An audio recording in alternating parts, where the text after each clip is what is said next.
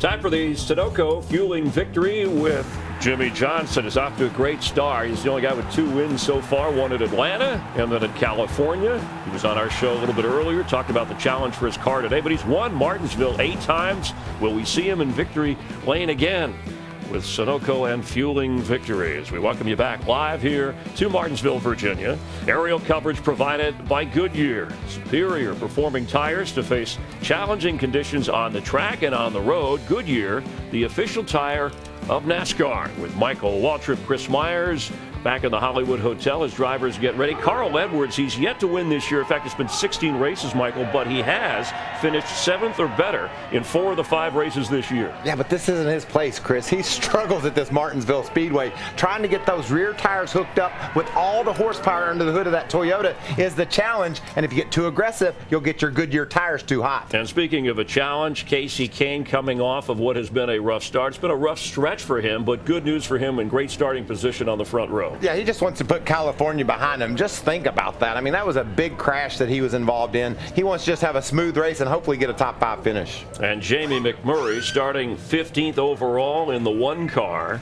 Second here last fall. I mean, he's a threat to win today. And Jimmie Johnson along with Denny Hamlin, the guys who have dominated in this era once Jeff Gordon stepped aside. And neither one of them will say they've got the car to beat today, but you just watch. As this race wears on, look for Jimmie Johnson and Denny Hamlin to be real factors. And we'll look for the 14 car with Brian Vickers in again for Tony Stewart. Right now, let's head back to the track to hear the command.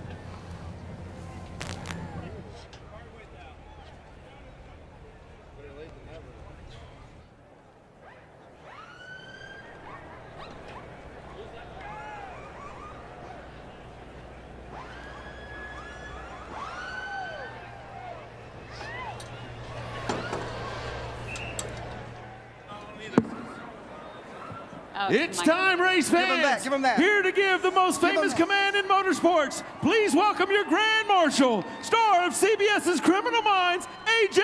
Cook. Drivers, start your engine!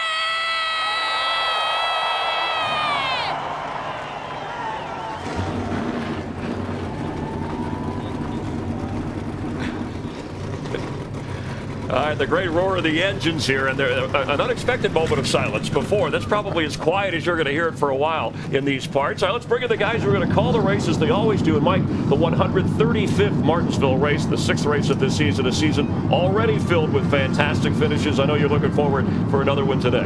Absolutely, Chris. No track has as much NASCAR history as the Martinsville Speedway.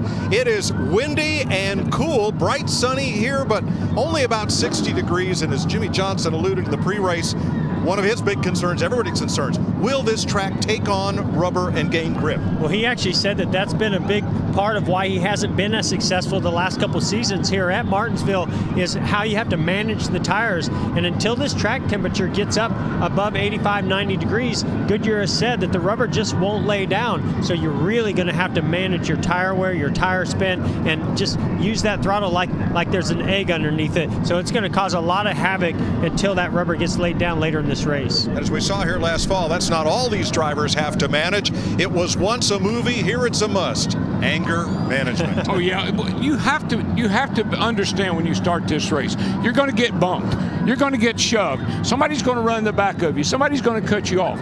You got to let it go. You got to pick your fight. You got to be sure that if you get into it with somebody, it's worth it, because normally it's not. If you'd done that in rehearsal, I would have put on my OSHA belt so that we'd be all secure up here. We're going to head for the booth and call 500 laps at one of our absolute favorite racetracks.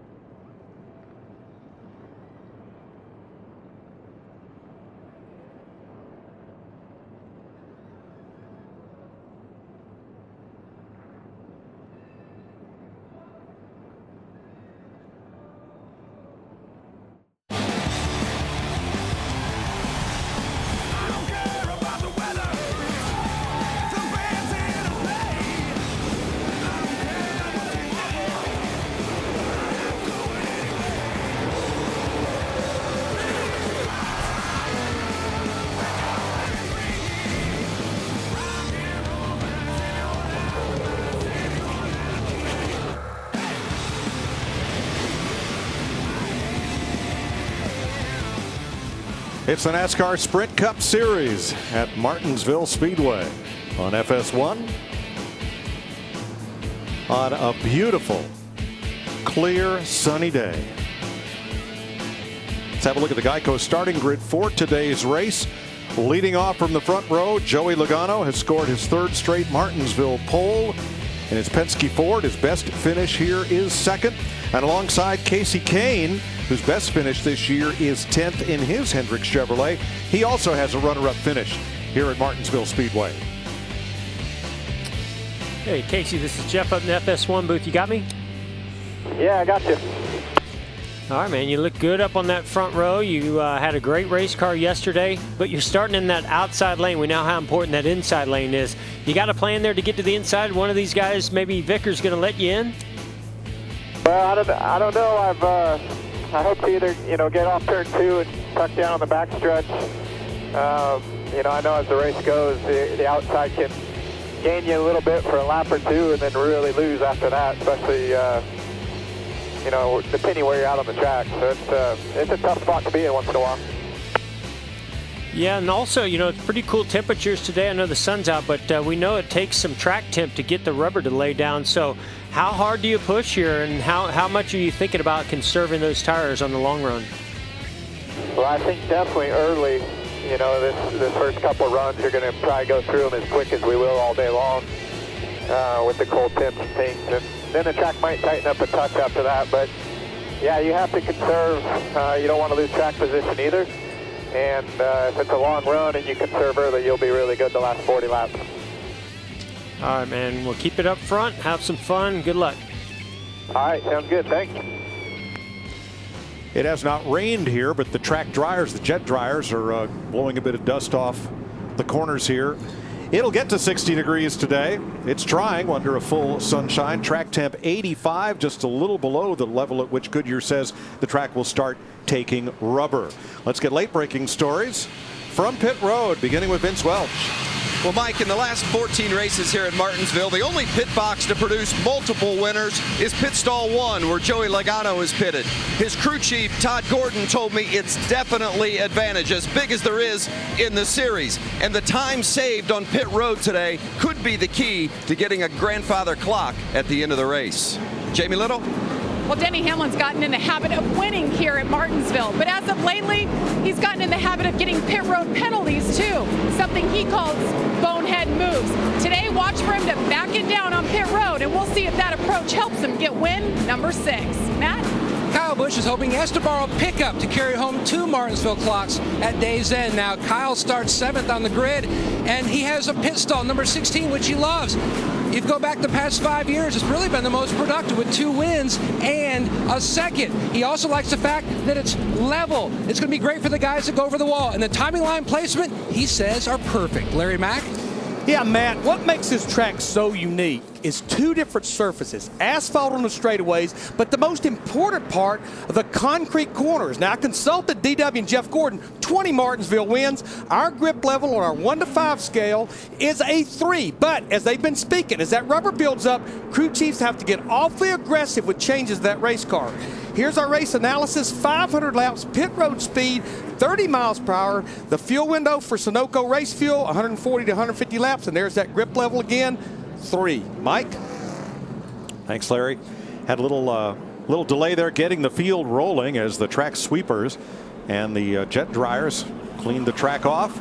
Now, there'll be some rubber buildup, but will it be on that concrete, or it will be the marbles up outside of the racing grooves where you don't want to tread? Well, that rubber's got to go somewhere. If it's not going to go in the track, it's going to roll up to the top. And, buddy, Jeff, you get out of that groove, you're in trouble. Oh, yeah. We've seen in practice where that would happen, and we've seen here in this race in the past. That rubber just peels off the tires, and while it doesn't stick to the racetrack for a while, it does get outside the groove, and you don't want to get a foot or 2 outside of that, or you're going to go straight in the wall. Let's have a look at today's Ford Performance Track Facts.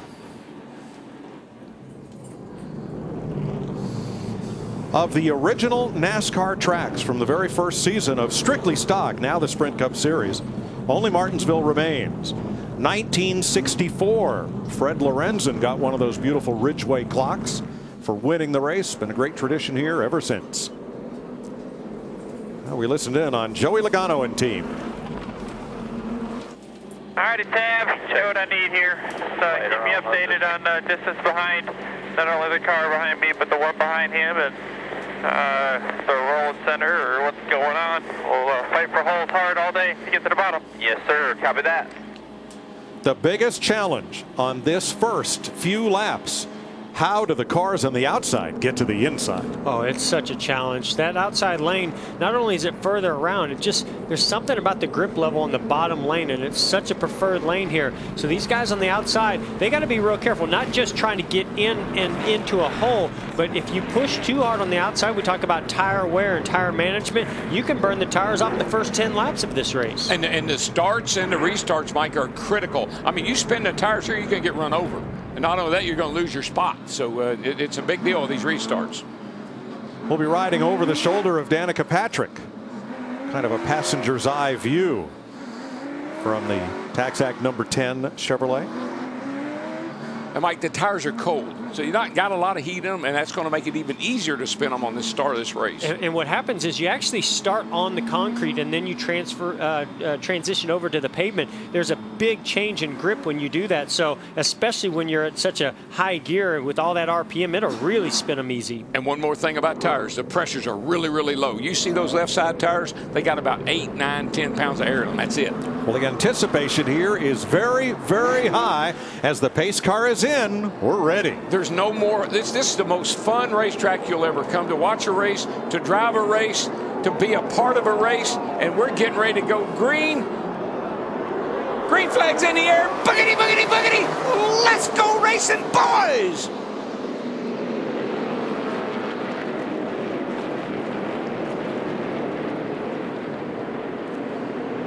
Joey Logano shot out of turn 2, and Casey Kane found a gap to slide in front of Brian Vickers and hold that second spot. Now Ryan Blaney is the first driver stuck to the outside. Made a nice move on that outside, picked up a spot or two.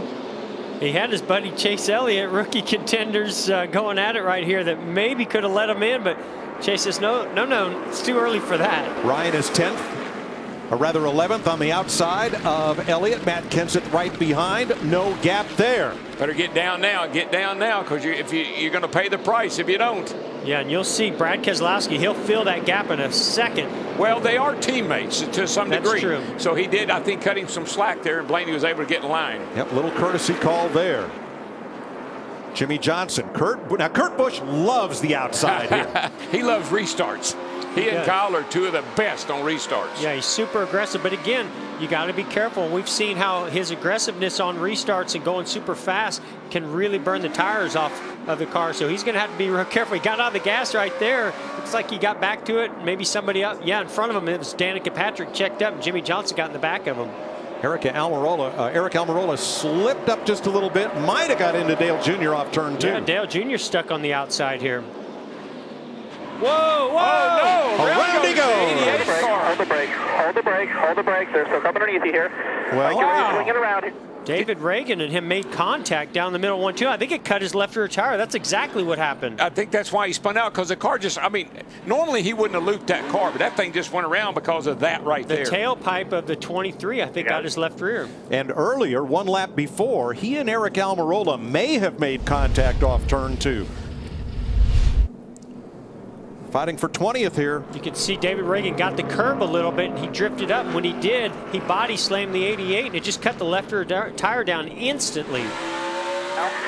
Still there, sure. Might be able to beat him up the corner here.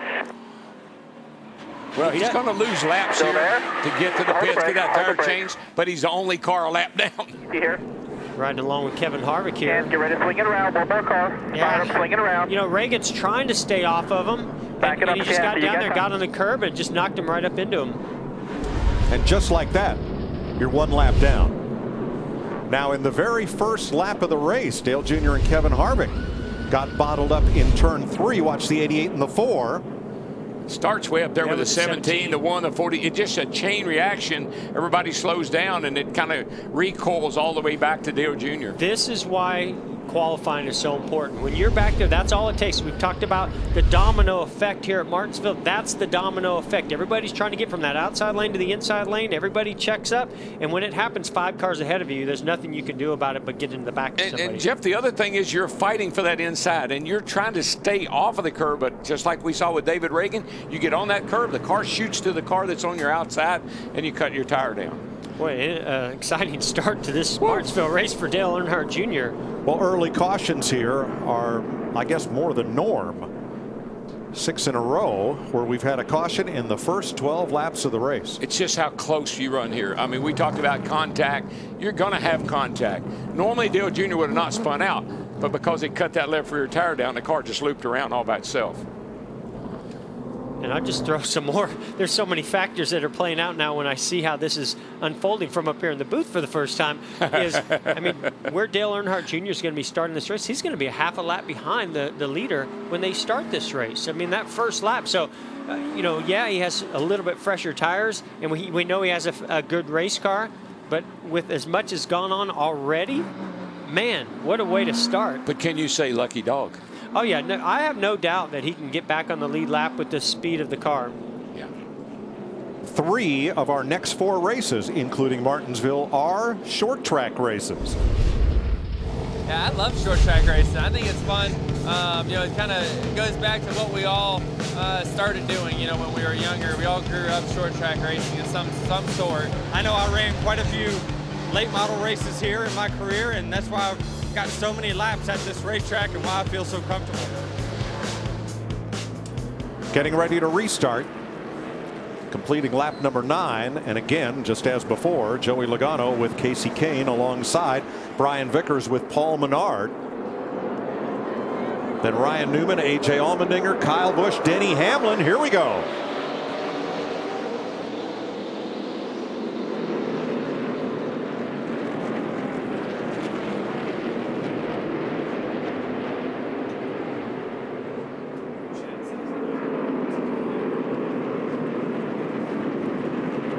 Now it's Allmendinger who's going to have to scratch and claw for a place on the inside line. He is 6th. Kyle Busch not going to give him any room. I can promise you nobody's going to outdrive him into the corner. No. Yeah, but he's in a tough spot right there. I mean, that chain is lined up on the inside. He's going to have a tough time getting down in line.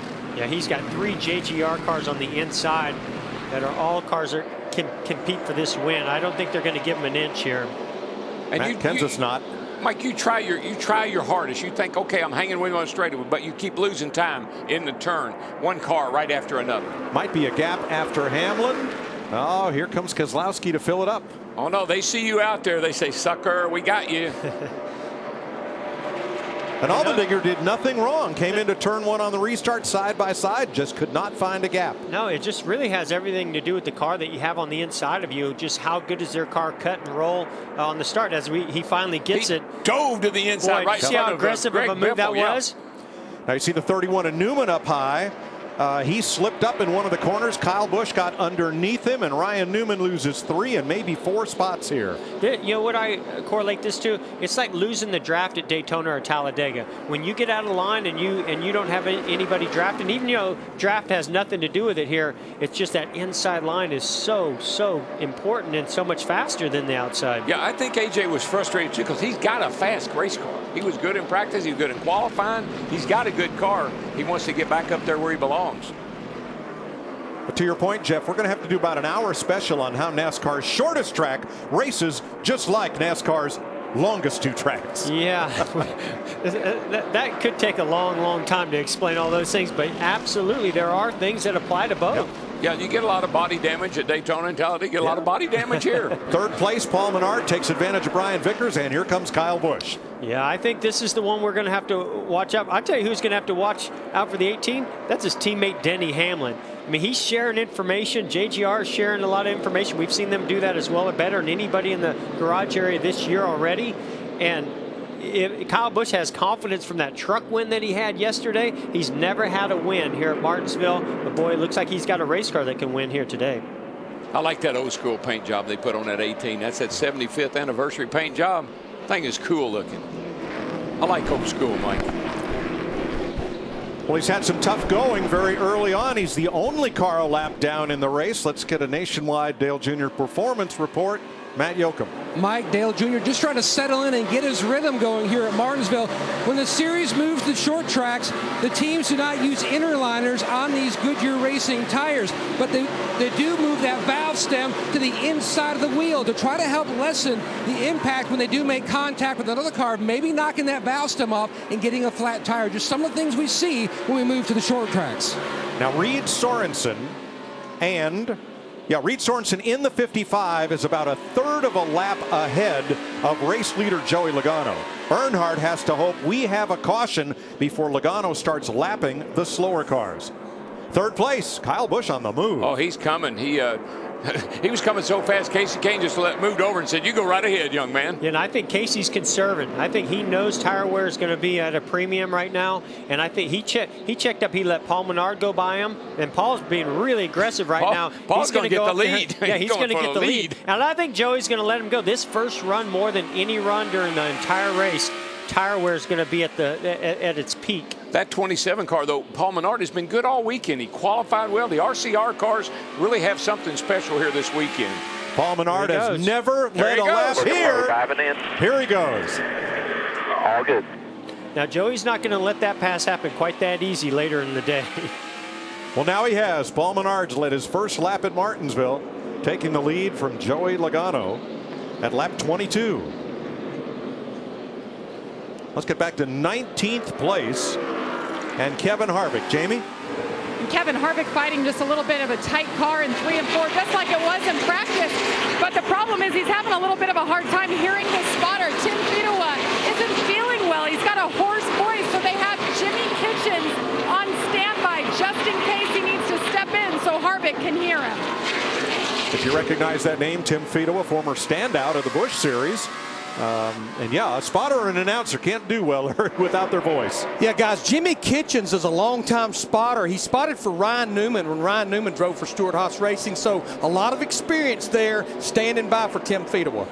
You know, we highlighted, as you see, a pass for second place here, Kyle Busch going by Joey Logano. Joey lets him go on the outside, but we highlighted how important spotters are. We talked about Matt Kenseth and his spotter, and it is crucial here to have, especially at this track, as confined as it is and all the action that goes on, and people make those dives into the corner underneath you, to have a crew or a spotter that you can really not just appreciate, but you have a lot of confidence in. Yeah, the spotter has to have experience too. When the car starts to spin, he's got to know, is he going to go up, is he going to go down? And there's a pattern there that these racetracks all develop through the years. So the more you spot it, the better job you can do. Martin Truex moves up on Ryan Blaney. That's 12th place. A lot of side-by-side going on here. That's Casey Mears to the outside. And that view out the window still there. Clear. From Danica Patrick's car. All the way through 21st. every window. Yes. Carl Edwards now to the inside of Mears. And here comes Austin Dillon. Neither of them qualified really well, but Carl has struggled. He's had a tough weekend here. Denny Hamlin has tried to help him, kind of coach him along. Carl's had probably of the 4 Gibbs cars, he's been the slowest of the 4. The car that's on the move is that 2 car. He's made some nice moves. He's just going around Kasey Kahne here. 2 car looks pretty good right now. He's putting a lot of pressure on Matt Kenseth too. He's driving extremely aggressive right now. Well, remember those 2 started their trouble here last race between these 2 right here. Yeah, it was Keselowski that turned Kenseth around into the wall, and Kenseth retaliated by going after Joey Logano. Yeah, he sure did. Keselowski's teammate. See how Keselowski handles this situation. Well, he is not giving Matt more than a couple of inches. I'd say Chris Osborne, Kenseth's spotter, is pretty busy on his first day back at work. I'm saying he said let him go is what I'm saying. Now, to me, that's the classic best way to make a pass here at Martinsville. You put a pressure on somebody, and then you just poke your nose out. You don't necessarily have to dive in there at the last second. You just poke your nose out there, and if they are willing to give it up at that point in the race, they'll give it up. Yeah, the worst information a spotter can give you is he's looking, because most of the time he's there by the time he says that. Lead tightens up. Yeah, Kyle to the inside. I think Menard has worn his tires out. He pushed really hard, and he got out front there, and he started realizing he needed to conserve. He started losing the grip in the rear, but boy, it hasn't held back Kyle Busch. think everybody's in tire management right now. Kyle's going to catch lap traffic in about another 8 or 9 laps. Dale Jr. hopes that there's a caution before that happens so he can get back on the lead lap.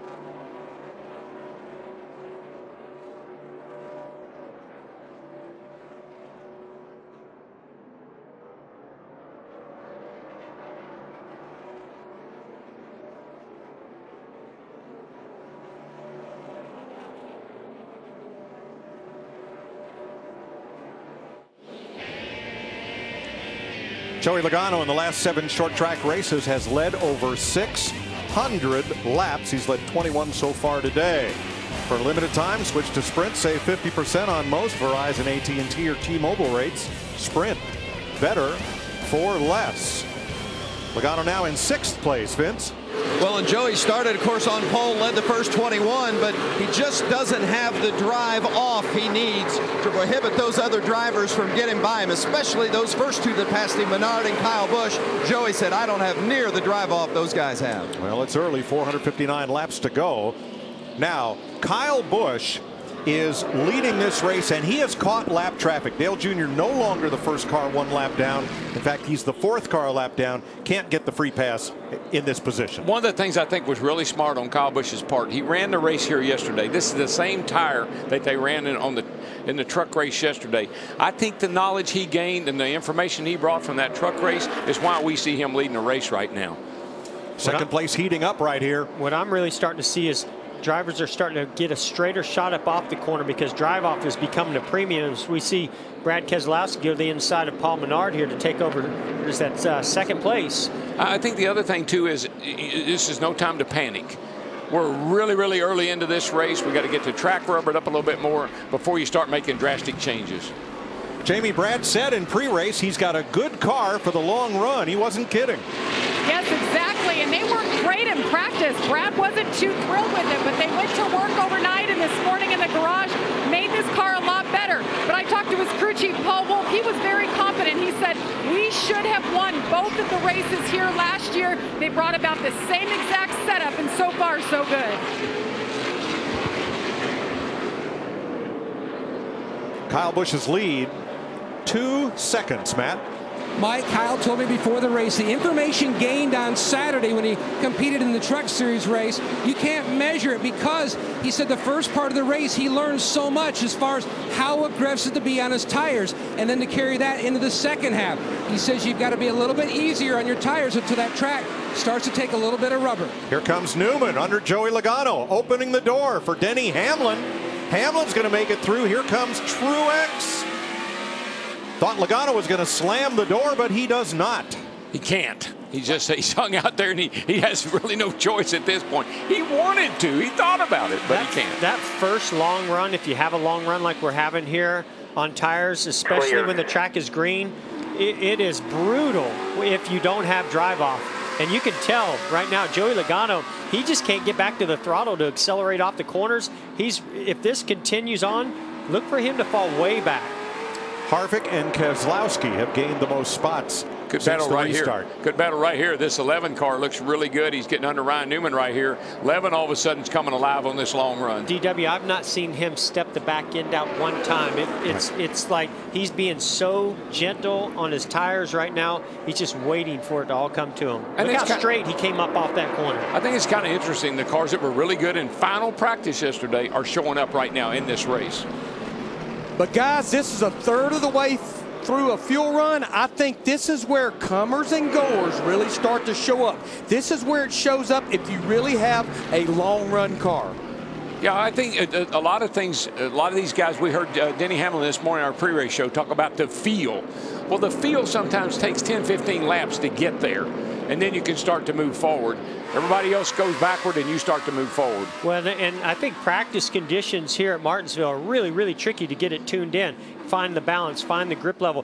You see teams run 10, 15, 20 laps, but we're already seeing, here we are at lap 50. Nobody's made a 50-lap run all weekend long, and you really start to see how much the tires go away. Kyle Busch leading by a second now. What are he and his team talking about? It's really good. Doing the same track bar. Drives good. Turns good. That's probably the best strong suit right now. That's good information. He's pretty happy. Whoa, wow, Hamlin look at this. slipped I didn't up. expect this. No, turns 1 and 2. Jeff, he got off the bottom, slid up the racetrack, and there's always somebody right there to take advantage. Oh, absolutely. To me, he passed the 31 car of Ryan Newman, and then he got out in front of him. I thought he was just being conservative, but I don't know. Maybe he What is all that, Jeff? Yeah, there's definitely some debris there. That won't affect the engine temperature or the water temperature, but it'll certainly affect the brake ducts. It's right over the top temps. of his left side brake duct. You don't want to have that. That's huge. You just cut your cooling in half. Yeah, we're just starting to talk about some debris. I think we just showed them the debris. Matt Kenseth and Brian Vickers get past Paul Menard. Vince? Talking with crew chief Jason Ratcliffe of this 20 car, and he said he thought they would qualify better than 9th, what they did, but they felt like they had pretty good race speed, and Matt's showing that early as he has moved up from 9th now into that 3rd position. Says it's still a little tight across the center and a little free on exit, but definitely moving forward. That's a good sign. Meanwhile, here's Kevin Harvick to the inside of Ryan Newman. This will be for 6th place. And our pole sitter, Joey Logano, is dropping like a rock. He's in free fall. He's dropped all the way back to 14. Not just our pole sitter. Look who's right behind him. I mean, this is where the disadvantage of being on the front row is, I guess, because he and Casey Kane have both fallen back. Well, I don't know what about Joey Logano. Obviously in trouble, but his teammate, Brad Keselowski, is chasing down our leader right now. And I think we're going to have a battle for the lead here just shortly. Vince. Yeah, Mike, you mentioned how Kane has dropped back, and he just says the car is just way too loose right now. Not any reason to do anything crazy with it, but just too free to work with at this stage. And that's so frustrating. If you start the race off and the car's really rolling and rotating through the corner and you get in the gas, it's a little bit loose, you just know every lap that car's going to get freer and freer and freer as those tires wear, and you're trying to manage it because you don't know how long this first run is going to be. But don't you think, Jeff, those smart crew chiefs, they are thinking about halfway on, not this first half of the race, because the track is definitely going to go through some big changes. They are, but we also know how crucial track position is here, so you don't want to lose that track position, but you don't have a choice, really. But yeah, this race is going to change. The track's going to change quite a bit in the second half of this race, and it's a long race. That's what I say. You just don't want to panic right now. You want to stay in the hunt. You don't want to get lapped, but you just don't panic. I tell you, poor old Carl Edwards. He has had a tough week here, guys. He's just on the verge of going a lap down here. He's going into 3 right now as 18 of Kyle Busch's teammate is coming into turn 3. Carl's going to go a lap down here if he doesn't pick it up. And nobody's worked harder to work with your teammates to try to gather information. You know that your teammates have run extremely well here and won here. Look who's leading the race. And it's so frustrating as a driver. What am I doing? I know I've got all the ingredients in the team and the resources. Why can't I make it work like them? I like what Carl said. He said, Denny's been coaching me all weekend. He may not want to admit that, but he's been trying to help me.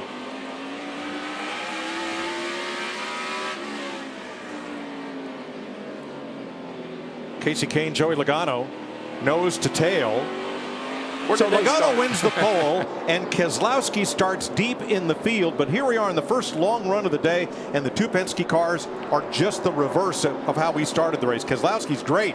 Logano's dropping back. But this also goes back to, Carl Edwards and the other drivers at Joe Gibbs Racing, is the difference in driving styles and the way that you set up your car. You have a certain feel that you're looking for, and you and your crew, they tune it to that. And obviously Brad did a great job working with the team, and they did a great job in getting a setup that's better on the long run, at least here at the beginning. But watch out, I wouldn't be surprised if the 22 is able to make some adjustments to get their car back to, up there where Brad is right now. The other big 4-car team is Hendrick Motorsports. Dale Jr. 1 lap down after spinning to draw the first caution flag of the day. Kyle Busch, your leader.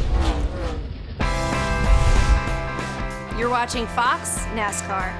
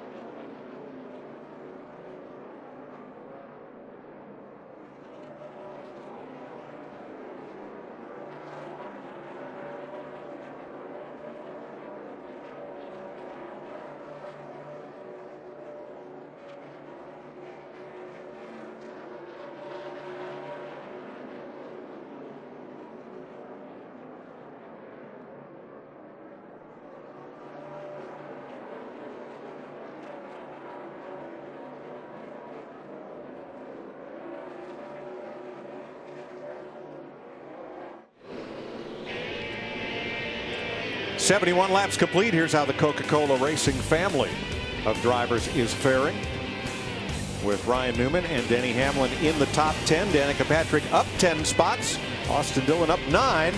And Joey Logano started on pole, and he now drops back to 22nd. He's going to go a lap down. I mean, if something doesn't happen here pretty quick, here's Kyle Busch right behind, just going in the corner right behind him, and there's only 2 cars between he and getting lapped right now. Oh, he has no grip right now. He's just holding on tight. It's interesting. I was looking at timing and scoring, and he ran his fastest lap, which was a 19.8 on lap 4.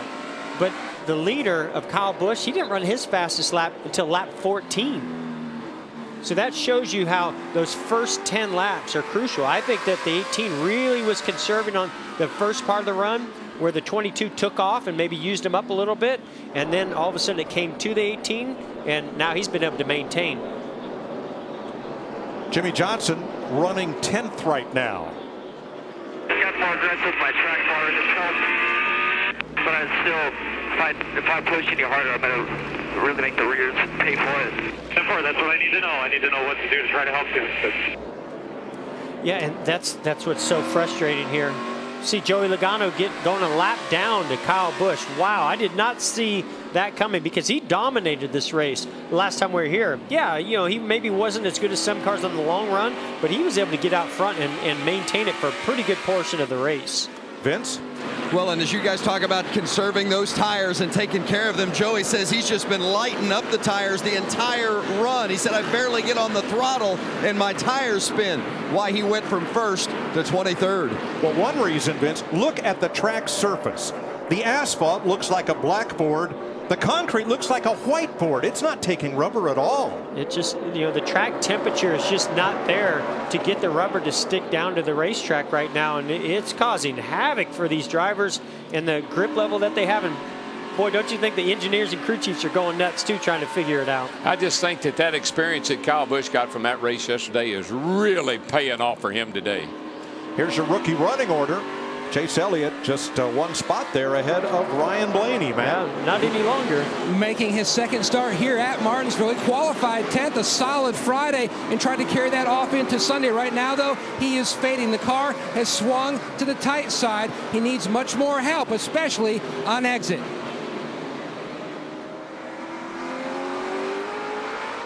The way Kyle Busch is running right now, Jeff, compared to the field, he's going to put a lot of guys and gals a lap down. Please with them guys outside. Yeah, these guys are, Kyle Busch and Brad Keselowski, they're flying through the field, and nobody can do anything about it. You know, typically maybe you hold a little bit back, but here everybody's worn the rear tires out so bad on this first run, they can't do anything to keep the leader behind them. And that's why the 18's getting off the corner so well, he gets the nose under you, and you have no more. You're at his mercy. You got to let him go. You know, guys, what else we may be at the mercy of? I get nervous this long of a run, and I see these many race cars driving this eel. As we talk about cooking that tire bead, we definitely could be getting into that territory. Too much heat from the brakes. Larry, I know it's early, but, man, some of these cars need to come and get some tires. Yeah, I'm more worried their left rear tire is going to run out of rubber well, the rear tires. Eric Almirola just slid up and into Clint Boyer. Neither of those cars working very well.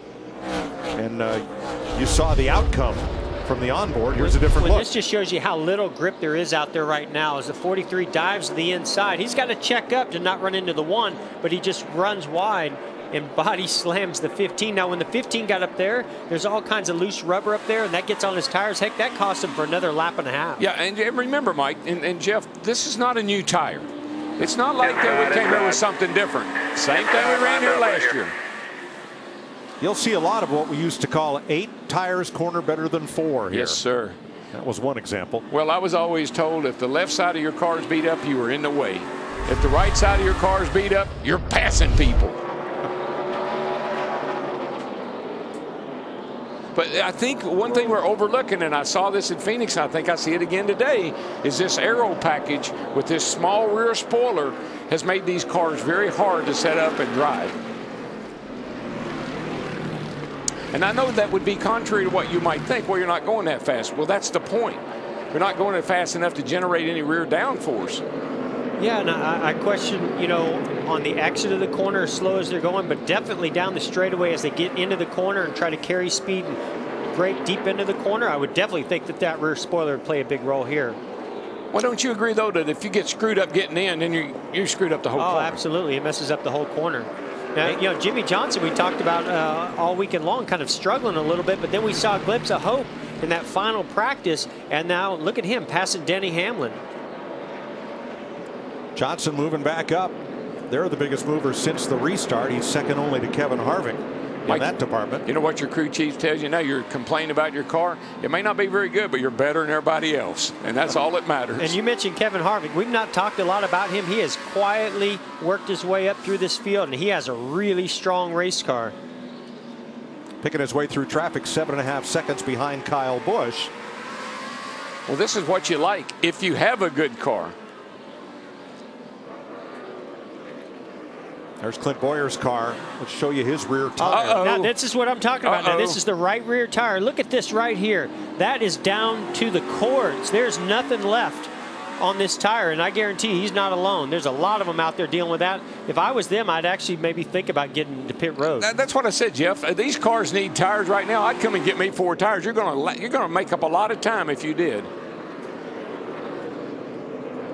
Yeah, and you wonder why is it on the inside corner? These teams run camber in the rear tires, and so that inner shoulder, that's the one. Spin, turn 2.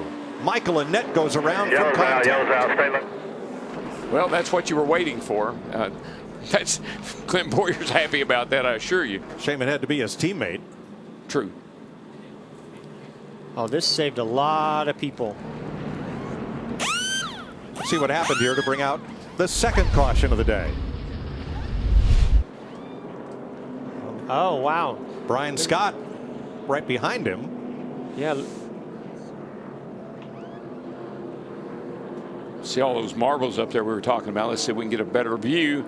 Here comes Menard. Oh, Brian just got loose getting into the corner, and he was just correcting, and he got up into the left rear corner of Michael Annett. Annett was running 35th, 2 laps down. Ricky Stenhouse will get the free pass. Remember, the unique pit road here at Martinsville. You enter at turn 3, you exit at turn 2. It is one long kind of U-shaped pit road.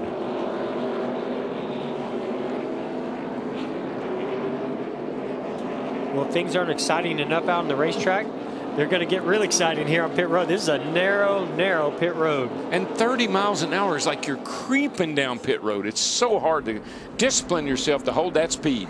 Now, the 2 cars pitted right here in the middle, 3 and 4.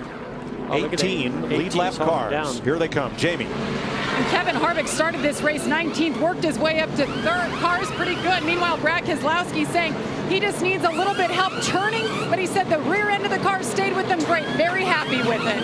Matt? Unlike pitting in the corners, it's flat and straight here where Kyle Busch is pitting. Great for guys like TJ Ford, the Jackman. He can easily hit the post. No changes on the 18. He feels like this car is transitioning well with how the track is changing. Vince. Matt Kenseth pitting right on the turn in pit lane, and interestingly enough, he says he needs to turn better. Too tight in the center. It's 4 tires, a chassis adjustment for Matt Kenseth on pit road.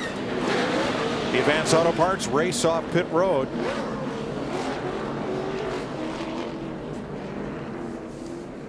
Boy, no Mike, change in the front 3. Paul Menard moved up 1. Working those timing lines is so critical.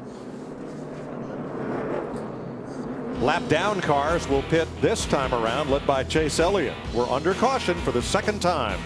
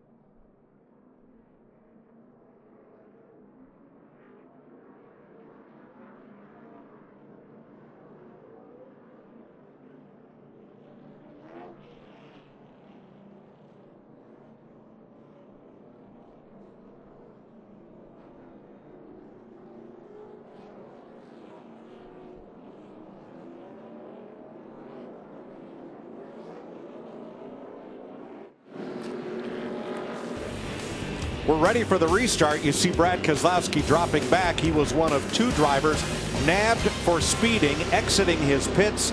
The other, Denny Hamlin. I mean, that's the one that blows me away. He has talked about making mistakes here on pit road in the past and how it's cost him. Mike, the field is coming to get to green. Denny Hamlin is in the middle of the back straightaway right now, just barely catching up to the rear of the field.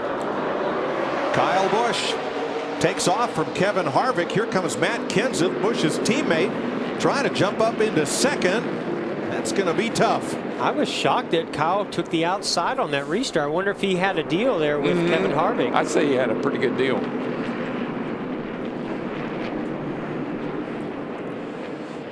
Matt Kenseth trying to get there. Matt? Mike, the conversation did take place between the spotters, Tony Hirschman, and the 4 team, and that was indeed the deal they worked out. No time. Right now, you make a deal with anybody. You know, it's early. Well, we saw some contact Casey further Kane, back in the field. Casey Kane. He had to lift to keep from running over his teammate Chase Elliott, and it cost Kane about 5 spots. It won't be any problem for the 5 because he's going to get to the end of the longest line. Truex caught to the outside. Jimmy Johnson and Kurt Busch in the 41 take advantage. When you get up on that outside, not only is there no grip there, but if anything happens underneath of you, somebody bams into the side of you and pushes you up in that loose stuff. Now here's where it gets interesting. Look at this. It passed for the lead. Kevin Harvick going inside Kyle Busch. Now here's what I'm interested to see.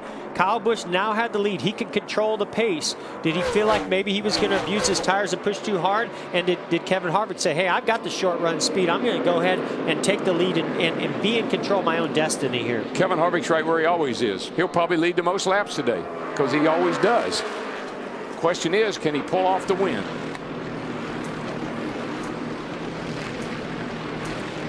Now on those pit stops, exiting their pits, Brad Keselowski and Denny Hamlin got nabbed for speeding. Here's the 2. Oh, I didn't even get to my lights. I'm not sure how that's possible.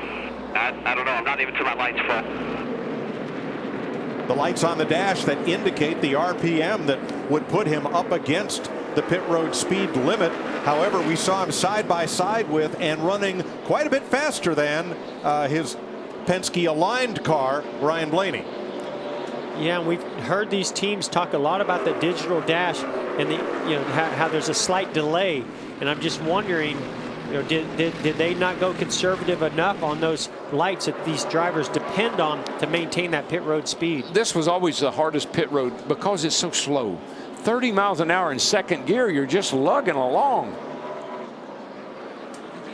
And we talked about Brian Vickers during that 82-lap green flag run. He didn't start the race like a rocket. He bided his time, and then on the long run started picking them off and moved up. Matt. Mike, definitely a long run car for the 14 and Brian Vickers today. He tried playing a little bit conservative. When they took the tires off, a number of crew chiefs have told me, expect possibly as we have a lead change with the 18 and the 4, Busch and Harvick. Basically expect somewhere with the right front and left rear on that first run. We did see a little bit of that with the 14. They made an air pressure change, but he's having a pretty solid day. Kevin Harvick right now is not. He led a few laps, but Busch, Kenseth, and now Menard go sailing by. This again goes back to that game of you get out front and you start running too fast, you really start to eat the rear tires up. So they're just going to play this cat and mouse game all day long here. Another cat that's coming into the picture too is that 42 car, and you can see here that we've worn out the inside of the tire. That's just camber, a little too much camber. Now I will say it should get slightly better on this run. That first run, the track's more green, more abrasive. Now, even though there's not really rubber laid down, it should get slightly better throughout the day. Yeah, I think you're right, Jeff. Historically, tire wear is an issue for the first couple of stops. Then we don't talk about it much after that. That tire was off Brian Vickers' car. But I can tell you who's not conserving tires and speed right now, and that's our leader, Kyle Busch. He's running almost as fast as he has all day long. Danica Patrick up to 13th place, Matt. Mike, 2 top 10s in her last 6 short track races. During that first run, the car was just too tight in the center, just wouldn't cut. And then it was ruining her drive off, an air pressure change on that number 10 machine. But Billy Scott told me, because of her extensive road racing background, places like Martinsville, where you drive it much more as a short track turns into a road course technique as Jeff and DW can add on further. She seems to excel at places like here. Now, I think it's important to get on the brake and get off the brake, and that's something road racers are really good at. They get into the corner and they release the brake and let the car roll, and that's important here. Yeah, we talk about driving style suiting certain racetracks. We talked about that with Kevin Harvick at Phoenix. We've talked about Jimmy Johnson, his driving style suiting him here. Absolutely, this place seems to suit Danica Patrick's driving style. Yeah, she's running 13th right now and doing a really nice job. Third place, Kevin Harvick, Paul Menard. That 27 car has been good from the get-go, man. Well, he's really aggressive at the beginning. He's got a short-run car, but does he wear the rear tires out, though, in that early stage of a run? Well, we'll see. A couple of drivers have gone a lap down early. Dale Earnhardt Jr. from a spin, and Joey Logano's handling went away. What changes have they made there, Vince? Well, it went away in a big way. Started on the pole, and then currently he's a lap down running 20th. Just had no grip. They made a big air pressure adjustment and a big wedge adjustment. And, guys, there was significant wear on the outside of that left rear tire. What would be the effect of those adjustments? We'll get back to that. I'm sorry, we had a little audio issue up here in the booth, and neither of my analysts heard Vince's response. I'm sorry, what was the question? What were the adjustments to air pressure and wedge? I think is what I heard at the end there. So, you know, basically, if you get too high on the air pressure, then that's going to take away grip. So you really want to get the air pressure down, and that's going to keep the long run speed in there. But I think the biggest thing, and this is what the challenge becomes here at Martinsville, you can put wedge in and tighten the car up or give it more rear drive off the corner, but that's not necessarily going to make the wear of the tire be any better. Yeah, I think if you put a little more air back in the tire, you don't wear the edge of the tire out quite so bad either. So these guys they're playing games. You know, you do one thing and it affects something else until you kind of get it where you want it. And one thing they cannot change is that rear end camber. That's something that's built into the rear end when that's made. But guys, I think it's like walking a tightrope, and we saw this in practice yesterday. And Jeff, you pointed out, the most important thing is to have drive off the corner. I think that's what Todd Gordon was trying to really help on the 22 car, but I think they also made a counter adjustment to make sure they didn't hurt the center, hurt the rotating, the way the car turned through the middle. So they tried to keep that and then build some forward drive in the exit. Yeah, that's a really good point, Larry, because a lot of times you can hurt the rear tires even though you're pushing the front tires and the car doesn't want to rotate and cut the center of the corner, but then it can snap the back end around on the exit. So you want to do something to address that drive off, to keep the drive off in there, but at the same time make sure that car's still rolling really good through the center of the corner. And don't ever count anybody out of this race. At 119 laps, you don't count anybody out. Not even Kyle Larson, who hasn't had a lot of success here, but had a really great practice session here and currently is leading that three-car group in fifth. 2 spots further up, here's Kevin Harvick in third. Jamie. And Rodney Childers told me that based on the tire wear they saw in practice, he dialed that right front camber out of the tires. So after that first pit stop, they just took the tires off, said they looked great. Now remember, Harvick was a little bit tight. They made an air pressure adjustment, and the start of this run just a little too loose. Mike, a camber is like a knife. If you get that tire way on that inside edge, that thing will cut through the center of the corner like cutting through butter. But if you get too much, you're going to get on that edge, you're going to keep that bead heated up, and you're going to blow that tire out or wear the edge of the tire off. I think after this race is over, some of these crew chiefs are going to think about taking some of the camber out of the rear tires. Stopping inside. Your bumper, clear. Now we restarted about lap 97 or so we've been green now for about 25 laps. The 2 drivers that got penalized, Denny Hamlin and Brad Keselowski, have gained little ground.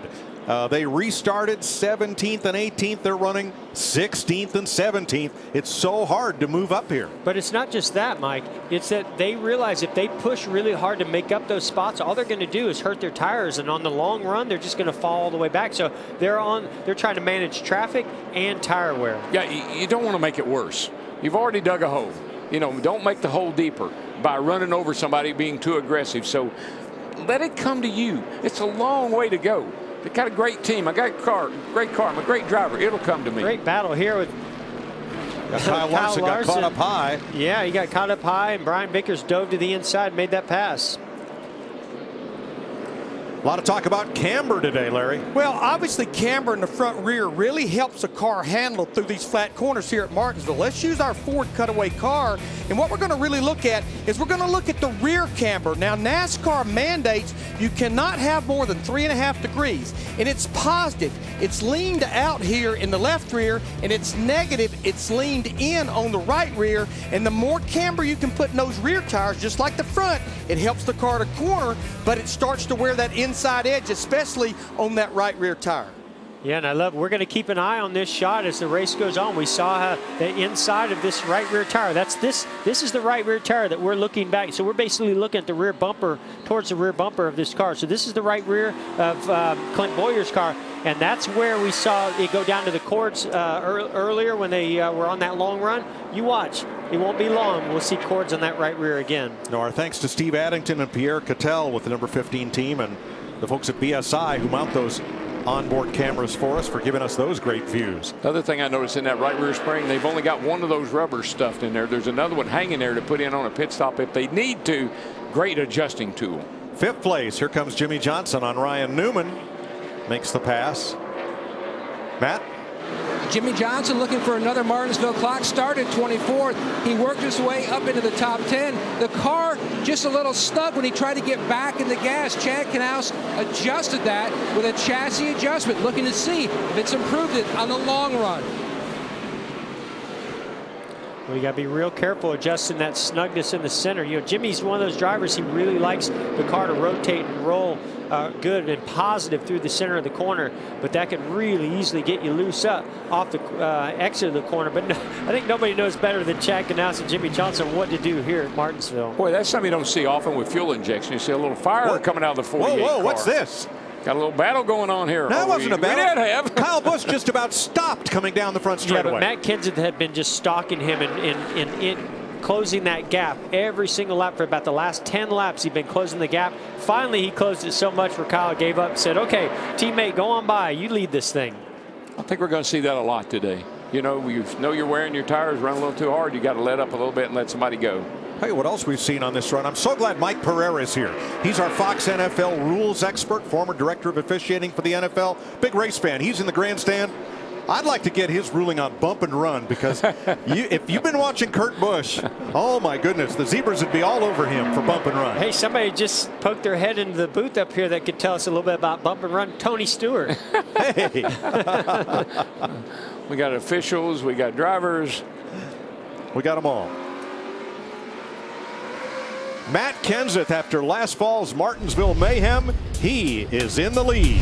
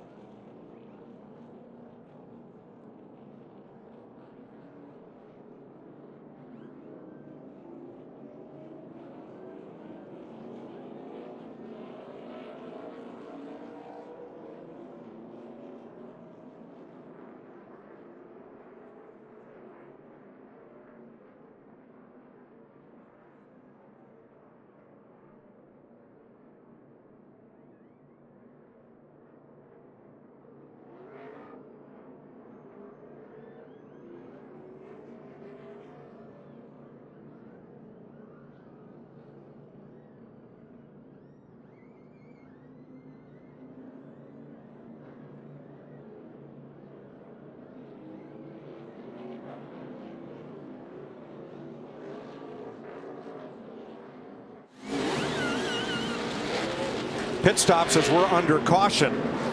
Ricky Stenhouse went around off the front bumper of Regan Smith. And Matt Kenseth beats his teammate to the end of pit road. That was a drag race. The 18 shot to his timing line about the time the 20 of Kenseth came out. He shot to his timing line, and then they kind of rolled out. Let's see what happens here, because it looked like the 20 was a little bit fast to me. You see that 18? It's like a drag race there, isn't it? Here we go. You watch this. Here comes the 20. I'm going to go right by you to the timing line. There.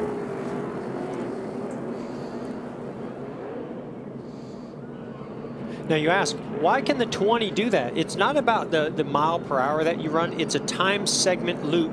And so what happens is when the 20 stops in his pit stall, the clock's still running, but he's sitting there stopped. So he can just drive all the way out to the exit without speeding. Well, not technically breaking the speed limit, right, but without limiting the amount of time he's in that segment. Let's show you what happened down in turn 1. Regan Smith, right side of your screen, the black number 7. There's Ricky Stenhouse. Yeah, it's interesting what happened there, because the 17 sort of left the door open for him. The 7 dives down in there and then makes contact. You know what that looked like? It looked like the 7 thought the 17 was going to let him go, and then the 17 decided he wasn't going to let him go. That's one of those spotters things when he says he's inside looking. You got to be more specific. That's a harder hit than I thought on the left side. That really slapped it. Hardly. Yeah, he got him right in the most vulnerable part of the corner where there's just nothing you can do, and the impact is going to be pretty severe. Yeah, you can't make a wide entry here. I mean, you've got to keep it pretty tight getting in the corner. That's exactly what will happen if you don't.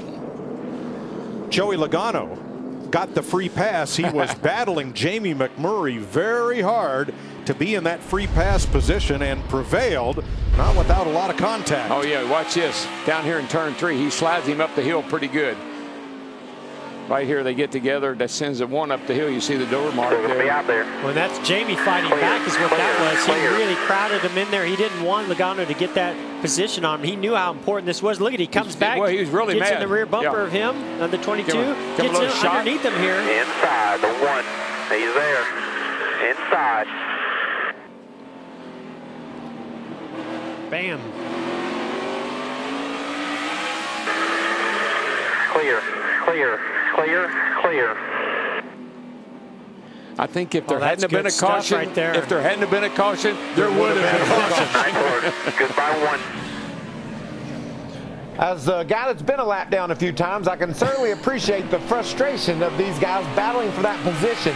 Dale Earnhardt Jr. is trying to get himself elevated up the scoring lineup so he can start to fight for the free pass. But Logano and McMurray went after it hard there, guys. That's some good racing. That was some great racing, Michael. I tell you what, that was right there. That was some big frustration on Jamie McMurray. He's like, man, I was a lap away from getting that lucky dog.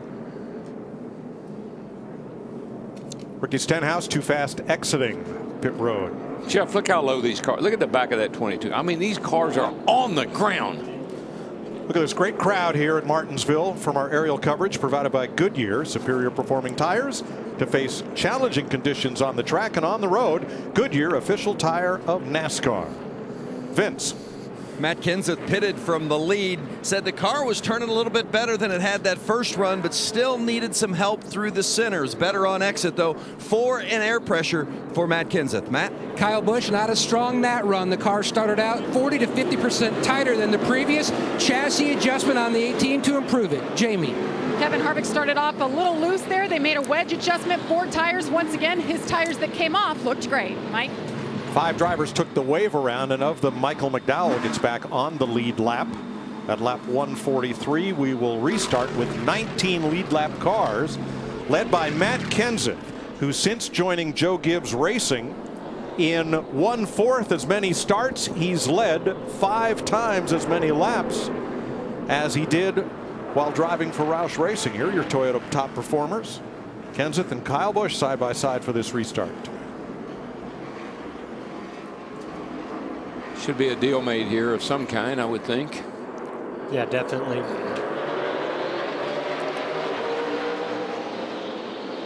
Just as on the last restart, the driver from the outside shoots ahead And the first two go single file, leaving everybody else to fight for position. You can do that when it's your teammate, particularly. Then it takes a little negotiating if it's someone else. Yeah, but that was textbook, DW. You saw, Kenseth kind of took off.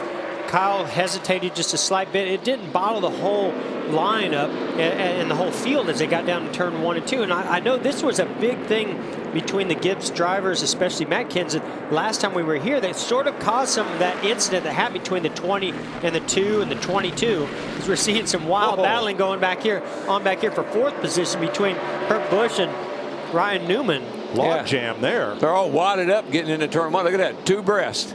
Here comes Larson on the inside and Jimmy Johnson. Jimmy Johnson, he's like one of those grandfather clocks. And Kyle Busch to the front. And now I've seen Matt Kenseth here in the past not have a very good car on the very short run. The car just doesn't turn really good. The air pressures are real low, but his car's extremely good on the long runs, as we saw in that last run that we had. So I wouldn't be surprised if he just lets Kyle go out there and set the pace. Show you the pass for the lead. You see the 20 car gets up the racetrack there, loses the front tires, and he realizes right there that Kyle Busch is just better than me. My car's going to come to me. You go ahead. I think the 4 car is another car that might be a pretty good short run car, because we saw him jump out in the lead and then fall back a little bit as well.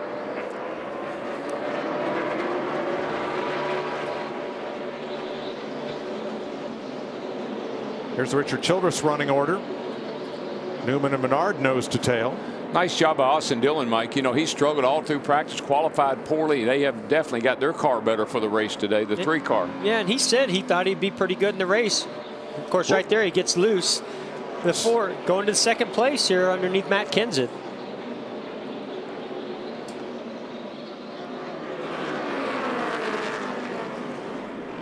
I just think you're going to see that 4 make some passes here and be aggressive here on the shorter run.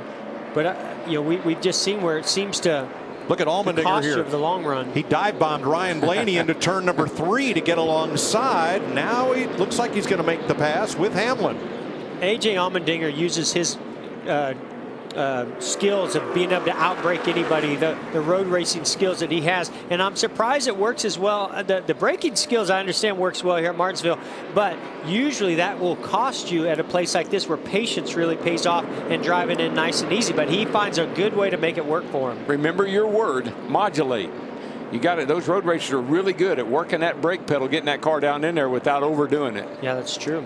Here's the Roush Fenway running order. Greg Biffle in 15th place. Jamie? And Greg Biffle needs a good run, and so far today they've been solid. He's been happy overall with the balance of the race car. They put a lot of work into it this weekend. His best finish this season has been 13th at Atlanta, so they desperately want to get a top 10 and get that in the books, working with the new crew chief, of course, this year in Brian Patty. 10th place changes hands. Hamlin moves up on Newman and Blaney.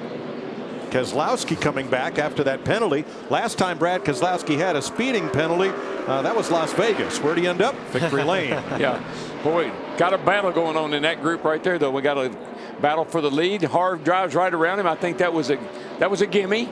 You go ahead, you lead a little while. Now here's what I'm anxious to see right here. Did the 4 car of Kevin Harvick and Rodney Childress, did they make an adjustment that they think is going to make this car manage those rear tires a little bit better, so he doesn't mind pushing it a little bit harder at the beginning?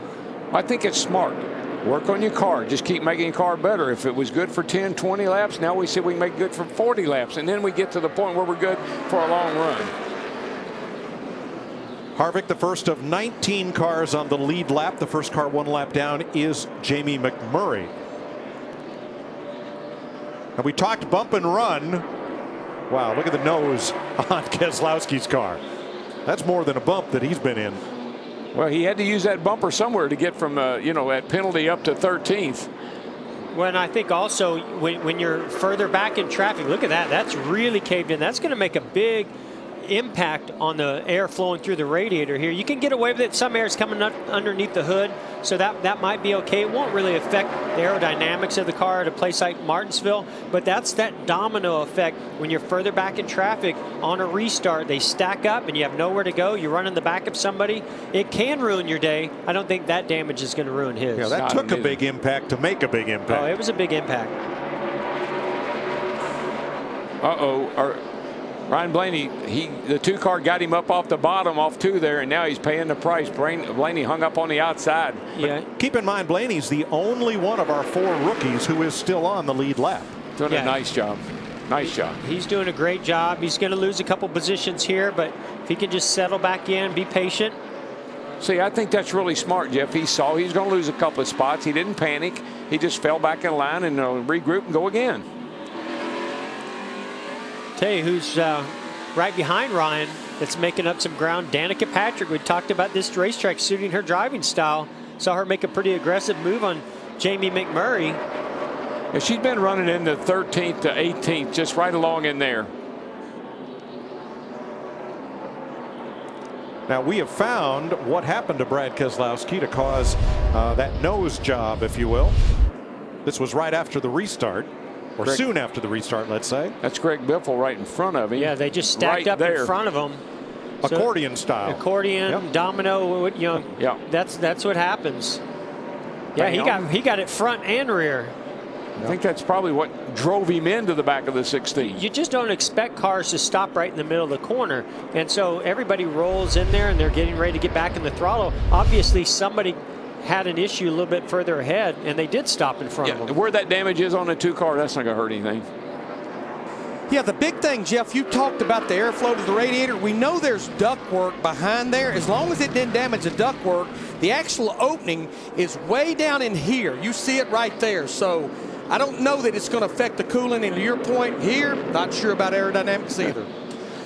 And that's what happens when both of us try to draw on the telescope. I was going to help you out, buddy. Back when Dale Earnhardt ran the Busch Series, which is now the Xfinity Series, GM had 4 cars that were all pretty much the same. The Chevy Nova, Pontiac Ventura, the Olds Omega, and the Buick Apollo.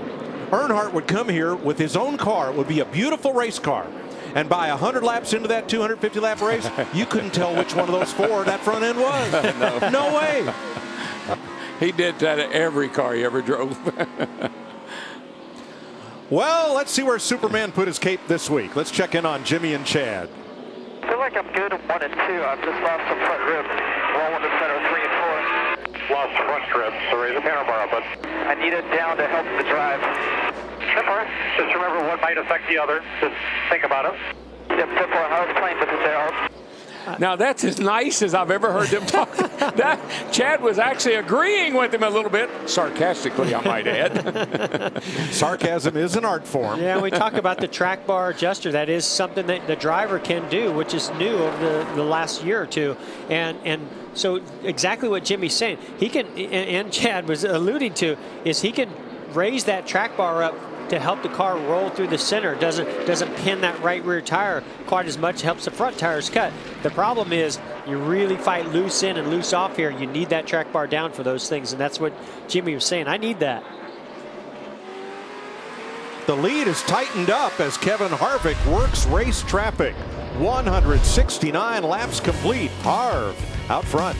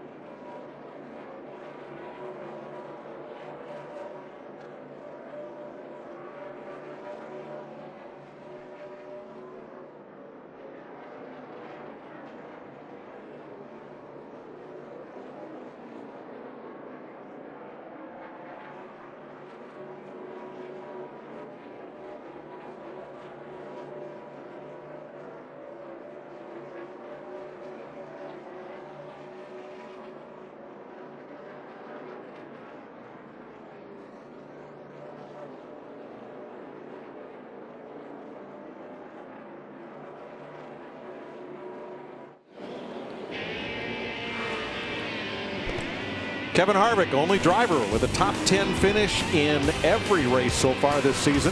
He's currently your leader. The Sprint LTE Plus network delivers faster download speeds than other national carriers. Sprint, better for less. Little 7 car took a little ride there. I think he may have got a little nerf from someone. Let's see what happens here. Here comes, yikes. He just got slid up in the loose stuff. Yeah, he got his car is looking really, really loose. Well, let's show you what happened here just in front of race leader Kevin Harvick. You can see him just coming. Oh, he got a little help, I believe, from the 15 car. That's interesting. Well, we saw the 7 give somebody else some help earlier, and now Clint's repaying it. Yeah. You know, that's why you can't leave that inside open like that. You got to be really deliberate with how you enter in the corner to make sure you don't give an inch to let that driver behind you think that they can make that move. Yeah, Jeff, I've seen it time and time again here. If you make a wide entry in this corner, somebody is going to stick a nose in there and nerf you up the hill. I mean, you got to really hold a tight line getting into both these corners, I think. Up front, Kevin Harvick trying to create a little distance between himself and Kyle Busch, but there's a lot of race traffic, Jamie. And Mike, you mentioned top 10s. He has a streak of 9 straight going back to last season. Much better than any other driver. He's also now led a lap in every race this season except Daytona.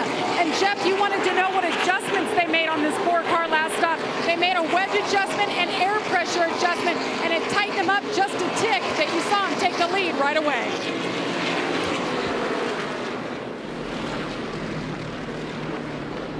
Kyle Busch, a car behind here. Yeah, I don't like whatever we did for late exit. I like the track bar going up and keeping it rotating center exit that way over whatever we just did. Sure, we can undo that. So you raise the track bar up, and then you maybe put some wedge in. For every action, there's a reaction.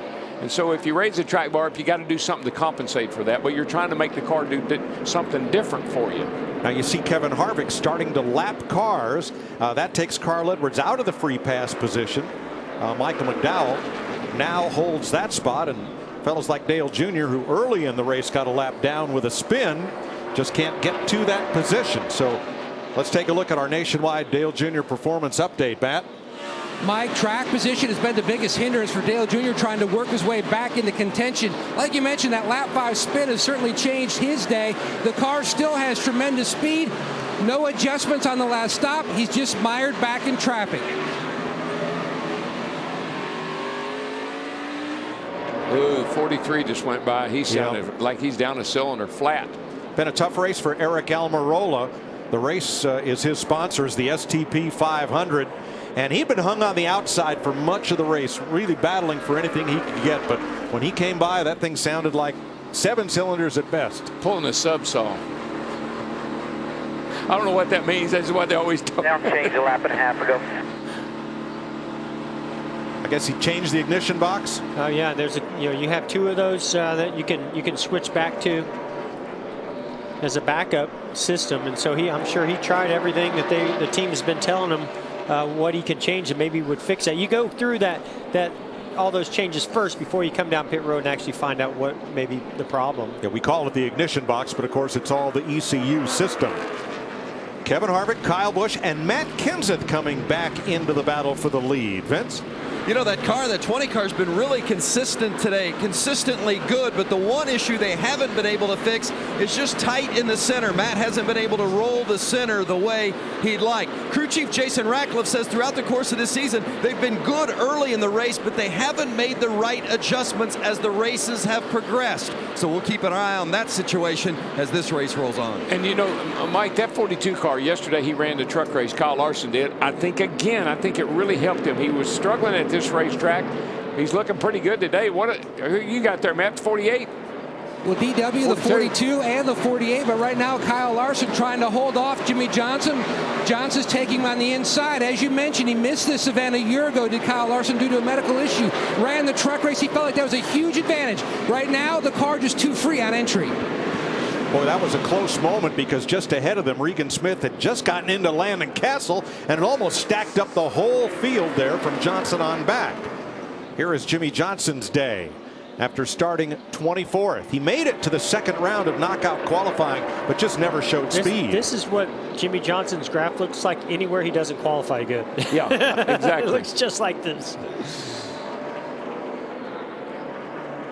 And, you know, to go back to Kyle Larson, this is a great run. This is going to be a big confidence booster for him if he can finish up in the top 5 or top 10 like this, even getting valuable laps. You know, and that's the most important thing for these rookies we talked about too. Just getting 500 laps under your belt here at Martinsville, all of a sudden you gain so much knowledge of what you need to do to not just finish a race here, to get yourself in a position to get really good finishes. Larson's best finish here, 19th last fall. But yesterday in late practice, he was fastest of the cars that were making long race runs. Yeah, he had a good car yesterday. We knew that, and we thought he'd run pretty good today. But one thing I'm a little worried about, and I think it's going to be fine, is that hard hit he had at California. He came in here with some, you know, a little banged up. We had an off week for him to get well, but this is a grueling race. You mentioned it many times, Jeff, about the braking and the turning and how tight this track is. Physically, I hope he hangs in there fine. Yeah, and he actually skipped doing a sprint car race. He loves dirt track and sprint car racing, and he loves to get in those cars every chance he can get, and he chose not to get in that car because of the way he was feeling after that crash. There's Eric Almirola headed back for pit road. The car came by again, sounding off.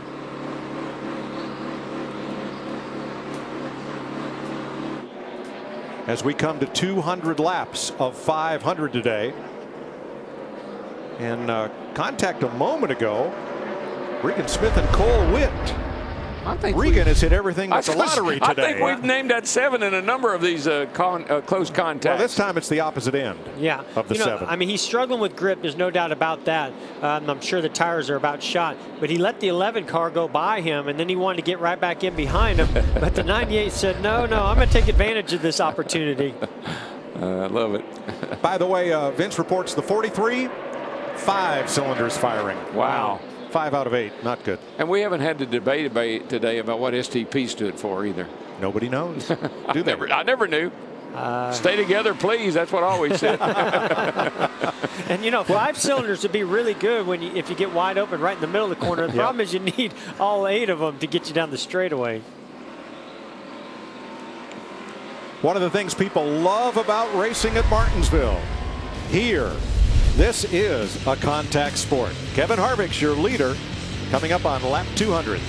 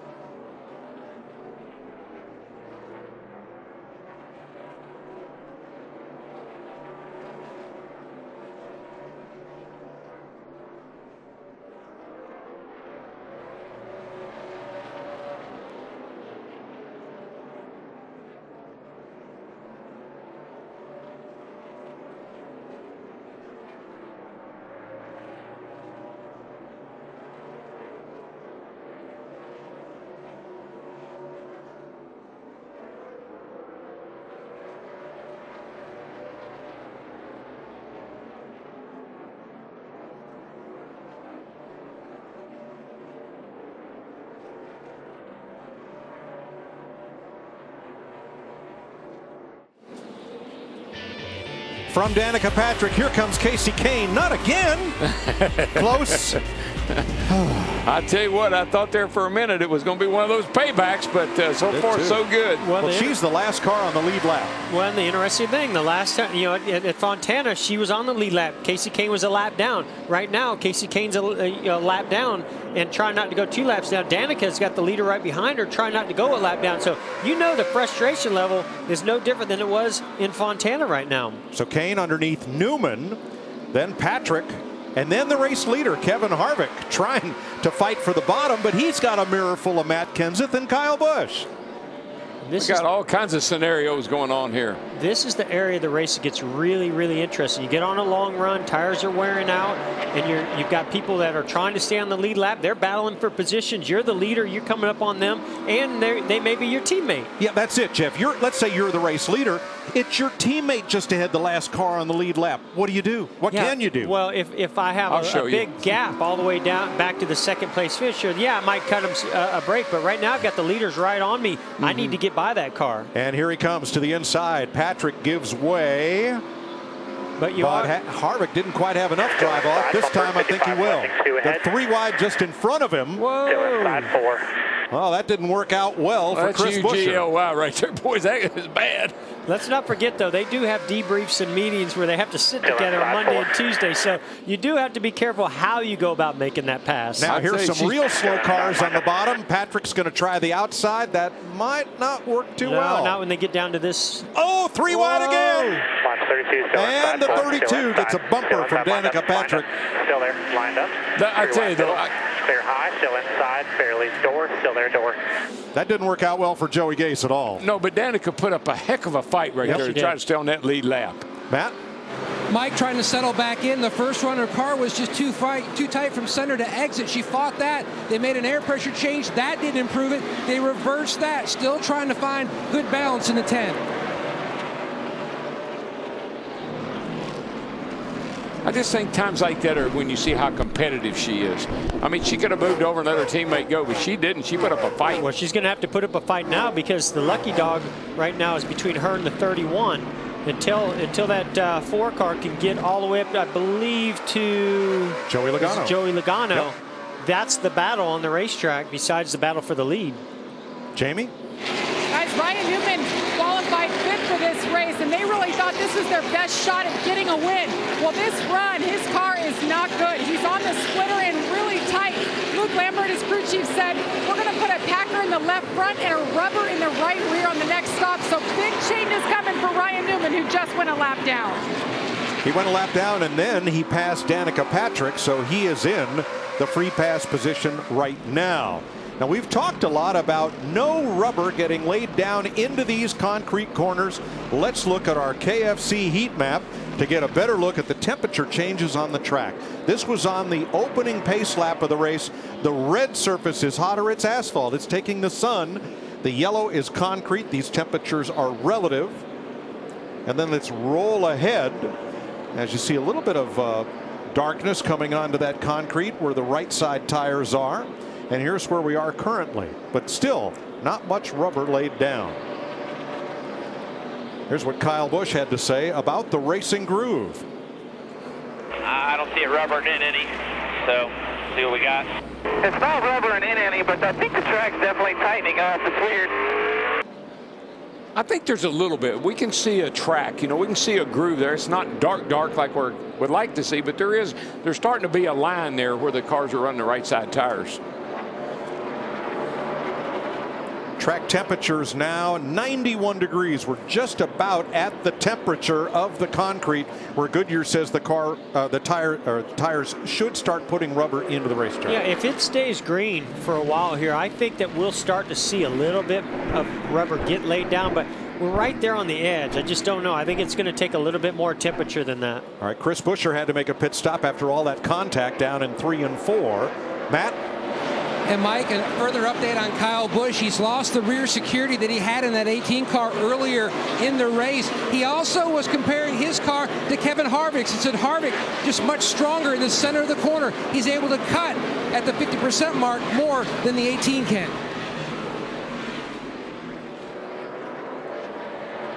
Yeah, so that 50% mark is a crucial part of the track at every track we go to, but especially here at Martinsville, because that's that area where you really start to get back into the throttle, and that car has to cut Trouble and turn. down here. Denny Hamlin hard in the wall.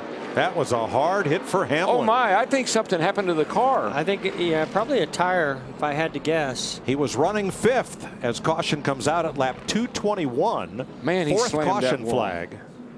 Just the way the damage looks there, it looks like that would have been a tire. Going to the garage. He will Big join Eric Almirola there, who just pulled into the garage a lap ago.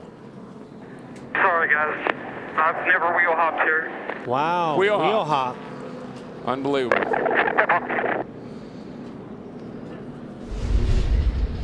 You watch him come down the front here. Oh my! I mean, he does a heck of a job holding on to it, but still just carrying too much speed there. We saw this happen in qualifying with Trevor Bayne. You drive in, and when you get on the brakes, especially depending on your brake balance, if you got too much to the rear, we get what we call wheel hop, and the rear tires just start to lose grip and chatter going in there. You lose control of the car, can't slow the car down, and in the wall.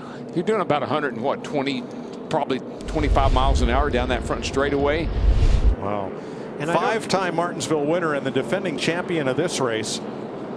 Denny Hamlin to the garage with a lot of damage. Danica Patrick will get the free pass. She was in the position of being the first car 1 lap down. She had repassed Ryan Newman to get that spot back. Yes, sir. She That's fought why you gotta hard. fight hard, and she did. Great job. Pit road's open. Jamie. Kevin Harvick's led 72 laps today. The car is good. They're going to make another wedge adjustment. It worked for him last time. A 4-tire stop, and they'll fill him up. Matt? Bottom of your screen, Kyle Busch. Adam Stevens is going to try to fix the handling on the 18. Several adjustments, one a chassis adjustment to try to help fix the balance. Meanwhile, the 48 of Jimmy Johnson, they were talking about a possible air pressure change on the 48 to help him. Vince. Matt Kenseth said his rear tires held up better that run, but he's still too tight in the center. They're going to go back on a previous adjustment that Matt liked earlier in the race. 4 tires. See the yellow line top of your screen. That's where the Advance Auto Parts Race Off Pit Road is decided. Kenseth, Busch, Larson up 2. Yeah, it wasn't a good stop by the 18 bunch of Kyle Busch. He lost a little bit there. He made up for it, Jeff. And some others had some great stops. 4th caution flag of the day for Denny Hamlin's crash.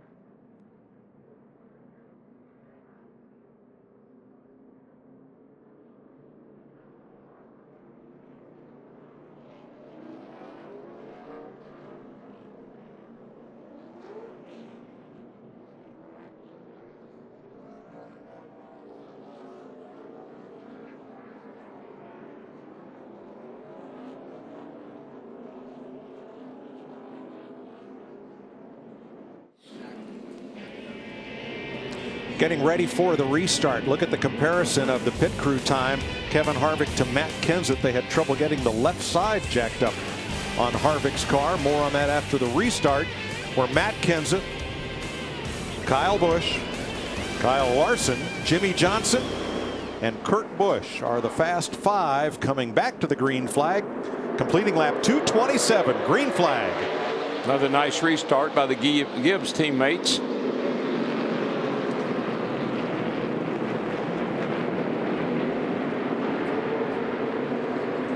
What a luxury it is to have your teammate on that front row. Yeah, look with at that. you. And even further back, Kevin Harvick was let in by Kurt Busch, his teammate. A little bit of contact between the 48 and the 4. That can cut that left rear tire down. We've seen that. Do you think Harvick's a little anxious to get back up front there and race for the lead? He's not happy about that pit stop they had. Well, here's what he had to say after his pit stop, which was not a quick one. Do this every week. Every week we lose a spot. Careful, man. I'll get it together here. We're week 6 here. You know, Kevin Harvick's been a team owner before. He's a really smart race car driver. He's very, very involved with his race team, but nobody's harder on their pit crew and their team than he is, because that's how hard he is on himself. So you'll hear him be very critical, but nobody's more invested than he is, and he's one of those drivers that can get away with that kind of criticism, and the team will still step up for him. They lost 5 positions on that it wasn't pit stop. one. No. But it was, you know, it's just they're having some kind of issue with the jack, getting the jack to the left side. Boy, something looked like happened to the 4 car in the middle of turn 4 there, like he's got a tire down or something. The car is wobbling around. Well, Carl Edwards was very aggressive getting down pit road, and since the restart, he is the first car 1 lap down. He's fought hard for that position in front of Joey Logano. So Edwards trying to stay in the free pass position and catch a quick caution here to get back on the lead lap. Let's go back and show you that contact between Harvick and Johnson. So you see Jimmy's up above the 42, but he's wanting to get down, but Harvick's on the bottom. So the 48 kind of come down on him. And here's audio from the 48. Have any left rear damage? He got into me pretty good. Just a little rub, man. Just a little rub.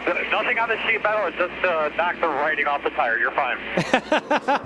Yeah. Liar, liar, pants on fire. Chad is the best at that. But, I mean, I don't think it's damage that's going to cause any kind of issues with the performance of the car. Now, if somebody gets up and rubs on them again, it might cut their right front tire. But no, I'm kidding. What Chad said was exactly right. Exactly. Nothing that should concern you. Exactly. Yep. He asked, they gave him the right answer, and you carry on, because you might be leading this thing before too long. I don't think Chad even looked at it. I think he just automatically had that answer ready to go. Yeah, you're probably right, but I tell you, old Chad's kind of a Hawkeye, too. Keep calm and race on. I am impressed with Jimmie Johnson here, how well he's running. I thought when the 4 car got to him and was really aggressive with him, I thought he was going to go right by him, but I think Jimmy's getting his stuff tuned up pretty good here to maybe go up there and battle those guys up front. Well, now you expect Jimmie Johnson to be in the front 4 here. How about Kyle Larson sitting in 3rd place? Exactly. And after his last few trips here to Martinsville Speedway, you would not have predicted this. He's just, to me, he's one of the great talents, great young talents in our sport today. I think, you know, he has such a bright future, and to me today is one of the most impressive runs. He can run good up against the wall and do some wild things on restarts at a lot of other tracks, but to me, when you can start to run good at a place like Martinsville, that tells me a lot about what you're capable of doing as a race car driver. Finesse. Got to have finesse for this joint. Let's go down to the garage area. Jamie. Well, we heard Denny on the radio say he wheel hopped. What exactly does that mean, Denny, and what led to you getting into the wall? Well, it's my first time ever doing it here, so it's a little embarrassing, but I mean, we were the fastest car those last 30 laps, and I mean, we got back to the top 5, and I was making up a lot of my speed on entry, and as the tires wear, rears get hotter, less grip, you can't brake at the same amount, and it was really out of the blue. I hadn't ever had a hint of it up until that moment, so bit of a rookie move on my part. Been around here too much to do something like that, but learning for the fall. I really am encouraged about how good our car came up through the pack, and I really thought we had a car that could win. Thanks, Denny. And in the fall, it's a chase race here at Martinsville as Denny Hamlin gets to watch two of his teammates battle for the lead.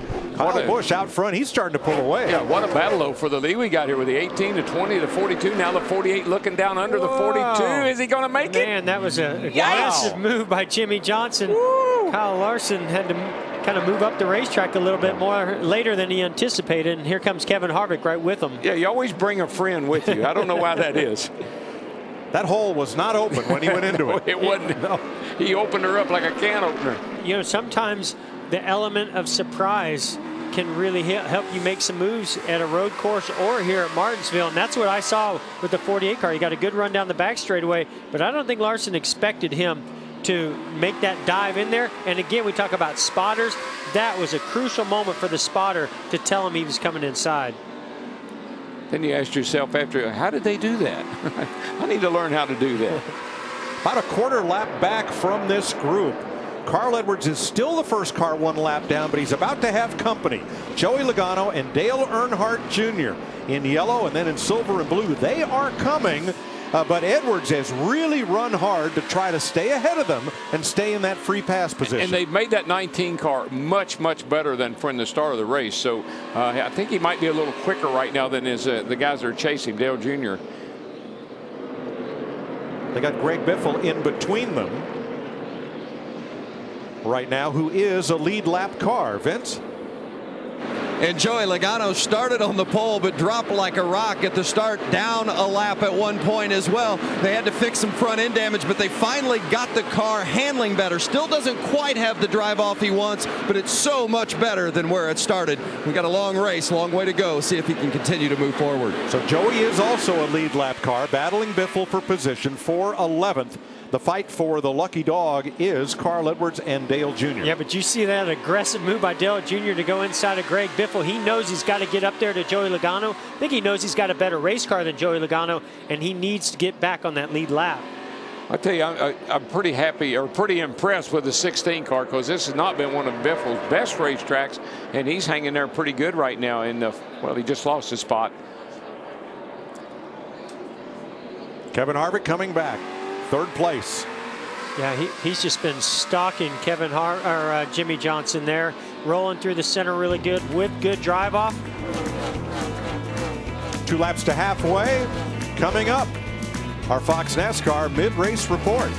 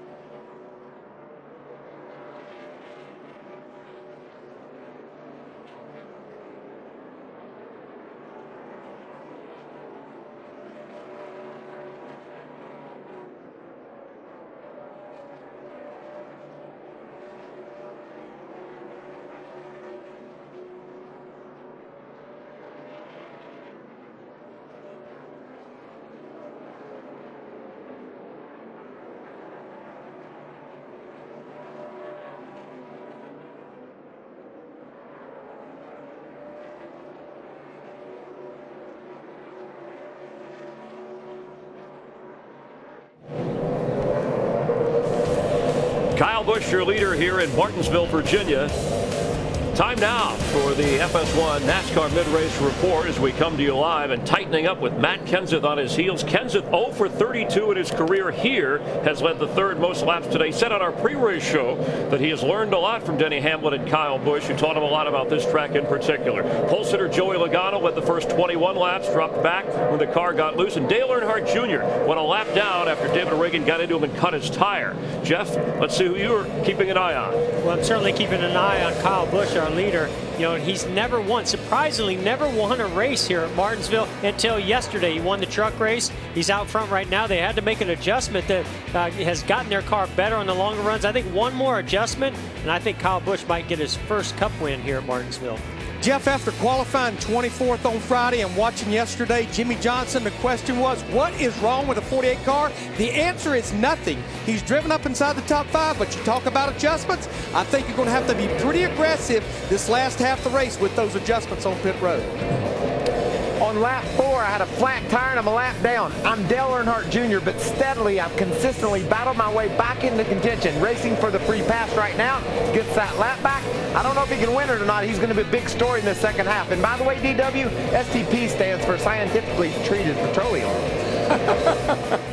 Information I needed, brother. Thank you very much. Hey, I think the 4 car, Kevin Harvick, you can't run second every week. You got to win one every now and then. A little of that Phoenix magic will come out today. And the 42, Kyle Larson, could indeed be the sweeper today, 17th to 6th. He says the car is great in the center, great on exit. He logged extra lap time trying to improve his short track prowess, and it shows.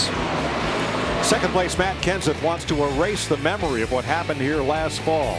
What better way to do that and to welcome Chris Osborne, injured in the offseason, back up to the starter stand would be with a new clock to wind. And Mike, Denny Hamlin, who had pit road penalties the last 2 races, had another one today. He worked his way up to 5th before wheel hopping, as he described moments ago, sliding into the wall on lap 221. And the 5-time winner here is out of the race for the moment. Meanwhile, Brad Keselowski had a pit road penalty. He dropped all the way back to 18th, but he's now worked his way all the way up to 5th. We've already had 2 lengthy green flag runs, one of 82 laps, another of 77 laps, and that trend, Michael Waltrip, unlikely to continue in the second half of this race when things heat up. But so far, by the way, tempers have been as cool as the temperature. Yeah, you've got a couple of teammates, Chris, working well together at the front. Busch and Kenseth trading the lead on the restart. You can forget all about that in the last 100 laps of this race. The intensity will rocket up. The temperatures inside that cockpit will get heated as well. And that is your FS1 mid-race report. We're glad you're watching live here in Martinsville, Virginia. Let's rejoin Jeff Gordon, Darrell Waltrip, and Mike Joy. Boy, Brad Keselowski has snuck up on us. Remember the last time he had a speeding penalty, he ended up at victory lane. He has just passed Jimmie Johnson for 4th place. Here's what Jimmy and team had to say about that. Car really doesn't like trail braking. These guys are driving in a way where they trail brake a lot, go that fast. My car just doesn't like that.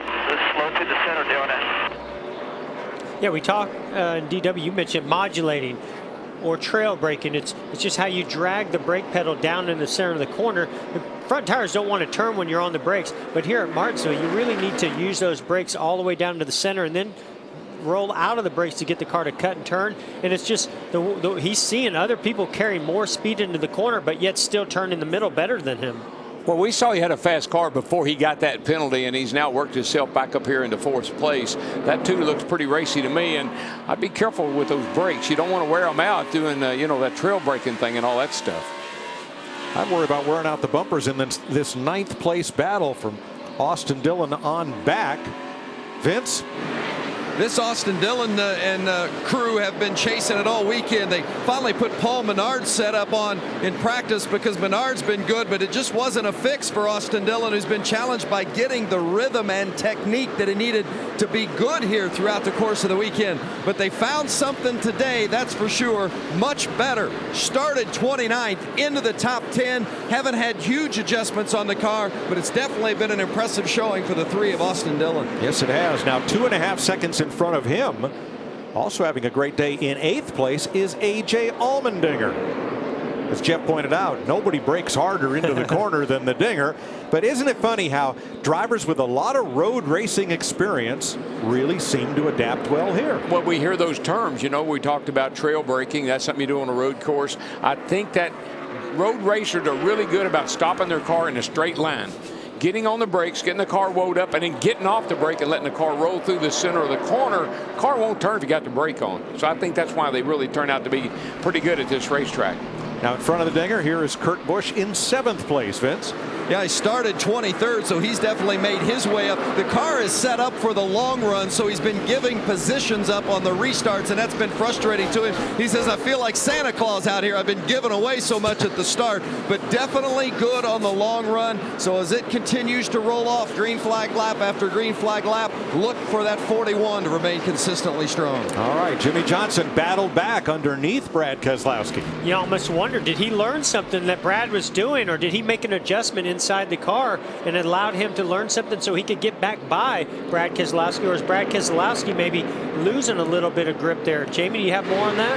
Yeah, and Brad Keselowski talking to him this morning, he said this track and this place is a mental endurance race. You're absolutely exhausted because it throws so much at you. Well, that's what's happened with the 2 car. They were good early, got a pit road speeding penalty, fell back, and now he's fought his way back. His only complaint, though, Jeff, is he's saying he's just a little loose into 1, and his last adjustments, a wedge adjustment, seemed to help that a bit.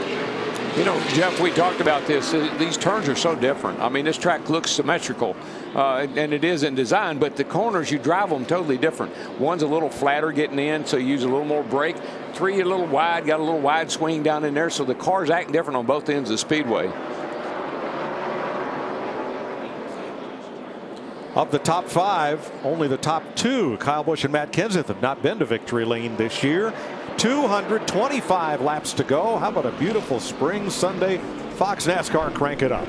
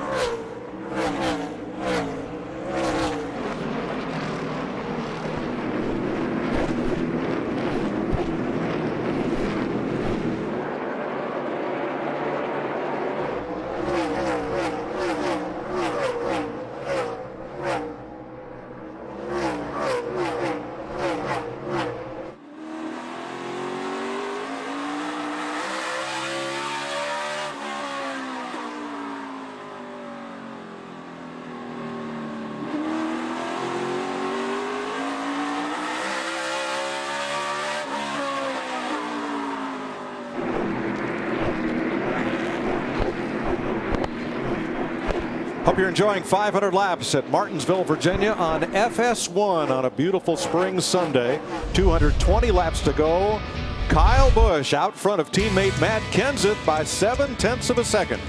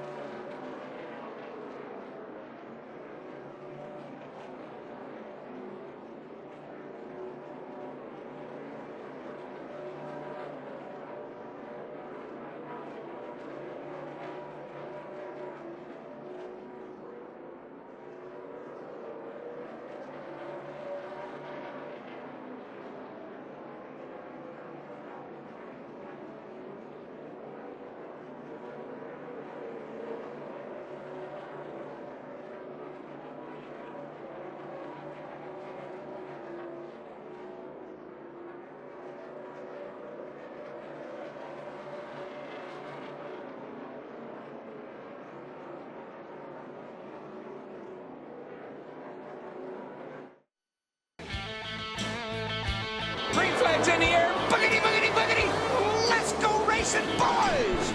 Still there? Hold the brake, hold the brake, hold the brake. Keep an eye on those two up there.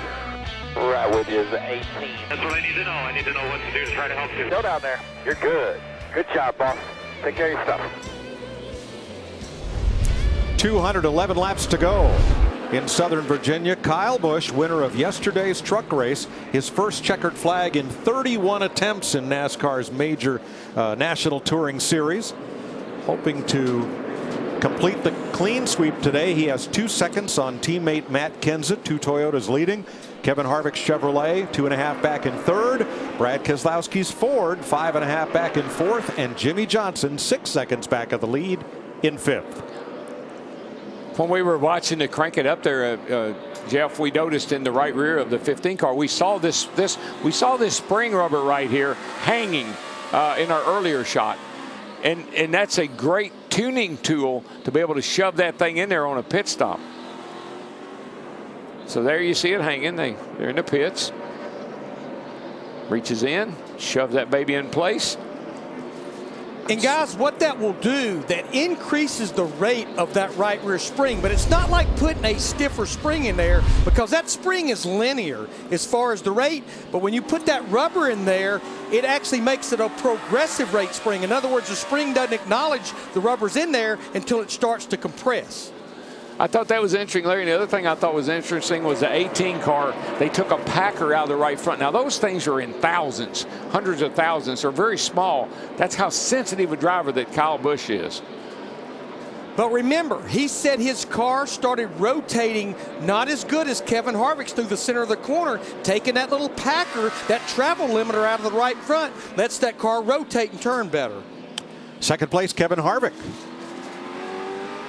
Moving past Matt Kenseth. Of the 4-car teams, Hendrick, Gibbs, and Stewart-Haas, only Stewart-Haas has all their cars on the lead lap. Jimmy Johnson passing Brad Keselowski, the 2 Penske cars, and the Wood brothers. Those 3 are also still on the lead lap among multi-car teams. Jimmy Johnson, Brad Keselowski can't decide who wants to be in 4th and who wants to be in 5th. They just keep learning from one another, pushing the limits, and then all of a sudden they seem to find something. They shoot by the other one, and then next thing you know, they're shooting by them. All that back and forth bring Kyle Larson and A.J. Allmendinger right up to them. I'm not sure that Keselowski didn't wear his tires out a little bit quicker because he drove so hard to get into the position he's in. He really passed a lot of cars to get up here. May have worn his tires out. And I also think as the tires wear and the air pressure builds up, you just have to constantly search around this racetrack and change as the lap times drop off, the balance changes, the grip level changes. You have to adjust. And it seems like every 10, 15 laps, you're making a change. We told you a couple of times, several times, how the winner gets one of the most coveted trophies in racing, the grandfather clock. Let's go to Kyle Busch's pit. Matt? Mike, now some wives strongly suggest to their Martinsville winning husbands to maybe put that grandfather clock in their work office, but not Samantha Busch. In fact, she's been busting and joking on Kyle ever since he won Saturday's truck race. She says, not to be greedy, but I know exactly where in our home I want to put it. And if he won a second one, it would really help to balance out the wall well. Now, that's not a problem if you've only won once or twice, but guys, 9 wins and I believe 11 with DW up there, that's a lot of locations you got to try to find for clocks. That's a lot of feng shui there, or however you pronounce it. Yeah, they said they were going to get a pickup truck to haul them both home in if they should win today. Yeah, it's never been a problem finding a place to display those trophies. I can find one for place now. Well, they fight just as hard for 11th place. Martin Truex going past Paul Menard, who led earlier. And here's Menard's teammate, Ryan Newman, who is 1 lap down, but right in the middle of that mix. Oh, and still trading places, Jimmy Johnson and Brad Keselowski. I mean, Brad is not letting him get away with anything. It just seems like maybe they're just different at different ends of the racetrack. It seems like one's better than the other at the other end. And so all of a sudden you see Brad Keselowski close right up on Jimmy, kind of push him through the corner. And then they go to the next corner, and Jimmy pulls away from him a little bit. Pretty good group of cars behind him, too. The 47's coming to 42, Vince. Yeah, how about A.J. Allmendinger in that 47, 303 laps into this, and he's right where he started. Started 6th, running 6th. Says he could use a little bit more forward drive, but the car is the best it has been all day long. They're coming off an 8th place finish in our most recent race at California. As you see that passing going on in front of A.J., he's looking to pounce on it as well. They feel like they've been better than the results indicated. They thought if they could put it all together today, they might have their best shot at a top 5. Well, that's great, because every time he saw those two cars side by side in front of him, he said, I'll be there in a second. And he's done it. He's moved up to 5th place. Another battle right here for the lucky dog. Dale Jr. just got around Carl Edwards to put himself in that position. And here comes Allmendinger passing Keselowski. Well, enough of that. He is now up to 4th place. That's an extremely impressive run by A.J. Allmendinger. That little team's been gelling this year, man, at 47. Yeah. Matt DiBenedetto slow on the front straightaway. Flat tire, I think, Mike. I changed batteries. It's not. Oh, worse. No power. And all of a sudden just started cutting out, missing, popping real bad all at once. He makes it to pit road without incident. 194 laps to go. Let's go and take an inside ride, a nationwide inside ride with Dale Earnhardt Jr. Take it.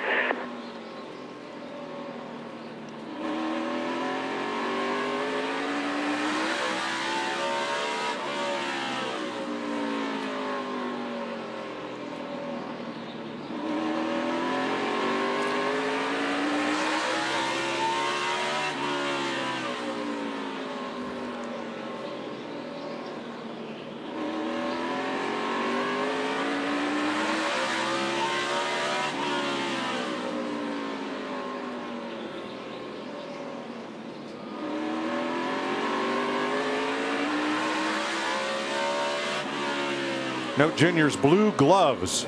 They are blue for Autism Awareness Month, and they'll be on eBay after the last race in April, being auctioned off to benefit the Dale Jr. Foundation. You know, if Dale Jr. can get back on the lead lap, he might have something to say. He's putting down some great lap times right now when you look at the timing chart. So I have a feeling that, you know, if the caution comes back out and he can stay in this position, he can still be a factor in this race. Yeah, there's a real battle going on right here amongst the 21 car who's running 14th, the 78, the 16, the 2 and 2. Vince, what do they say about the old 21 car today? Yeah, just looking for grip, and they've kind of dealt with that throughout the course of the day. He's hung in there. It hasn't been terrible, but he just is too loose to really go forward the way they want. But they're hanging in there inside the top 15. It's another team that has run better than the results have shown this season. Well, we're going to be watching for comers and goers now because we're in the longest green flag run of the race. There goes the 30. He had a little help getting up to the wall, and Josh Wise has brought out the caution for the 5th time today. Lap 312. He definitely had a little help getting up Hey, there. that's how you get a caution right there, brother. Need a caution? Watch this. Oh, this is going to come maybe from our rookie, Ryan Blaney. Oh, no, from the 78. Truex was trying to say, Jr. son, you're in my way. You caused me to get past here. Guess who's back on the lead lap? He's auctioning off his gloves at the end of the month for charity. Dale Jr. Good for him. He's been working hard to get that back. It's been a long time. And well deserved. To your point, Jeff, the last several laps, he and Kevin Harvick had been the fastest cars on the racetrack. Yeah, well. Now, he had nobody right in front of him. Over 300 laps, he's been a lap down. To get that lap back, that was hard work. Baseball's back, and FS1 starts the season with 2 great games beginning Thursday. Prince Fielder and the Rangers take on Mike Trout and the Angels. Then on Saturday, one of baseball's most heated historic rivalries, Dodgers-Giants.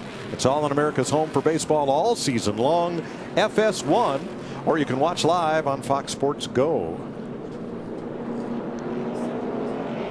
187 laps to go. Pits will be open this time. 5th caution flag. The cautions are falling just right. These guys are just about out of tires.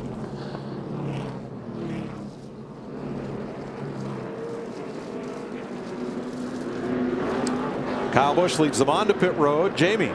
Kevin Harvick had a little bit of right front damage from getting together with Jimmie Johnson earlier. The crew will take a look at that. He also said he's tight this entire run. They'll take wedge out and add more fresh tires, Matt. On the previous stop, Kyle Busch's team took a little extra time on pit road due to all the adjustments they were making. This time, Kyle says, looking at the trends of the previous laps, it looks like he needs to work more on the center of the corner. That's going to continue to tighten up. Vince? We noted the strong run from A.J. Allmendinger. Allmendinger says he could use a little bit more forward drive, but they're not going to change anything. No changes on that 47, just tires. And the 20 of Matt Kenseth, a little bit slow on the stop, gets away. Kenseth says it's just lacking a little grip. And Kyle Busch lets him go. Not sure if he let him go. I don't think he let him go. I don't know. Well, that's just taking advantage of those timing lines that are down there. There you go. Matt knows where that line is for sure. Woo! He rocketed out of his pit and gains 2 positions in the Advance Auto Parts race off pit road. Here it is.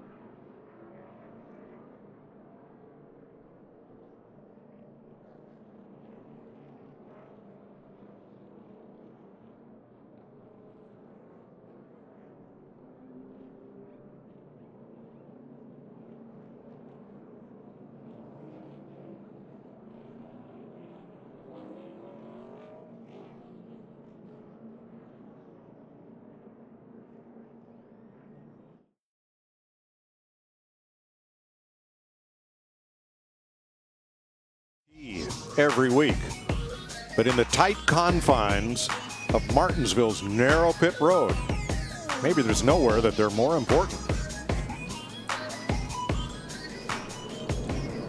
Jimmie Johnson's been working it to try to move toward the front. Guys, look right there at that stop 4. Yeah, he gained 2 spots. They really did not have that quick of a stop, 13.24. But I was watching Jimmie Johnson, his pitting right side of segment 4, so he really is working the scoring loops on pit road. The big advantage, that pit stop right there, was what Jimmie Johnson did working those scoring loops on pit road. That's our Advance Auto Parts pit performance. And here's some audio from Team 48. It's just when you let those guys go, they seem to, I don't know, it's a weird thing. It's not like you're saving your tires when you let them go because you drive right back up on them. So maybe this time try to run hard and stay with them the whole time. 10-4, yeah, it was weird how the 2 and I, be friendly to the other and then the guy couldn't go anywhere. And then the guy tried back up to you. Yeah, I mean, this is the challenge that you have here when you know you're going to have a long run and the tires fall off a lot and you use them up, especially that you get nervous and scared after that first run where we saw tires go down to the cord. So I think this time maybe they'll try a little bit different strategy. There's more speed in that 48 car is what I'm hearing. It's just he's trying to manage it. Getting ready for the restart from our aerial coverage from Goodyear. Superior performing tires to face challenging conditions on track and on the road. Goodyear, official tire of NASCAR. 180 to go when they come to the line. Matt Kenseth on the outside of teammate Kyle Busch. Then Kevin Harvick and Jimmy Johnson, Allmendinger, Keselowski, Larson, Logano.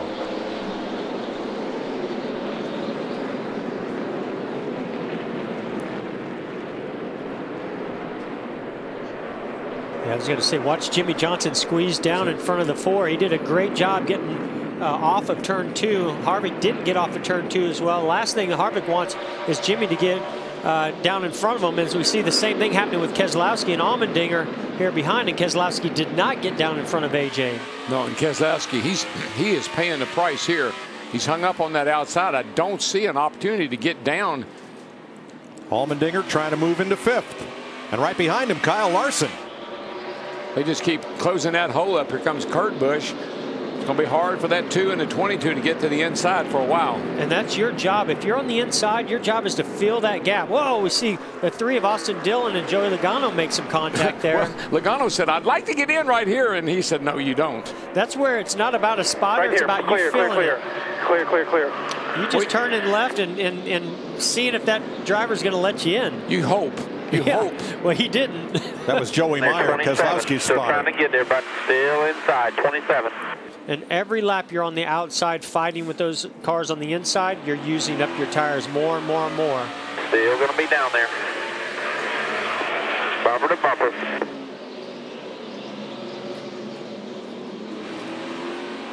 Wow, After the green Still going to be down there. NASCAR reminded a couple of drivers to keep it closed up on the restarts, particularly Keselowski and Johnson. Yeah, if you notice on that restart, Keselowski was hanging way back, and he had a big run going into turn 1. Doesn't pay off huge here like it does on a 1.5 mile racetrack or some of the bigger racetracks, but still, you're not really supposed to do that. Yeah, if you could go somewhere with that, it'd be great, but the outside is so much slower than the inside, I just don't see that paying much of a dividend. Oh, man, this is going to cost Logano huge right here. Truex up to 12th, Biffle to 13th. Logano still can't get in, and for the lead. Looking at the bottom, inside. Here comes Kyle. Back to the 48. One inside. Inside. One inside. Half to the 4. That is Chris Osborne back atop the spotter stand for the first time this season for Matt Kenseth. And this is one of those situations where Matt's just got to give up those 2 spots, well, 3 spots altogether with Kyle Busch as well, and just fall in line here. He's got a great race car, great long run car, and just get back into a rhythm. Yeah, he had a good spot right behind the 4 car, no pressure from behind. Logano finally worked his way to the inside, and he got right in front of his sort of teammate, the 21 car. Now, where did he start this restart? Like 6th or 8th or something like that? He fell all the way back to 15th. Yeah. From 7th to 15th. Second place. Then we heard Chad Knaus and Jimmy Johnson talk about, hey, let's see if we can't run a little harder at the beginning of the run. Well, I think Kevin Harvick's thinking the same thing. You know what I liked about Chad, what I love about Chad? He thinks about the whole race. It's not just tires and wedge and pit stops. He's trying to help Jimmy on the track. He's trying to help it every way he can.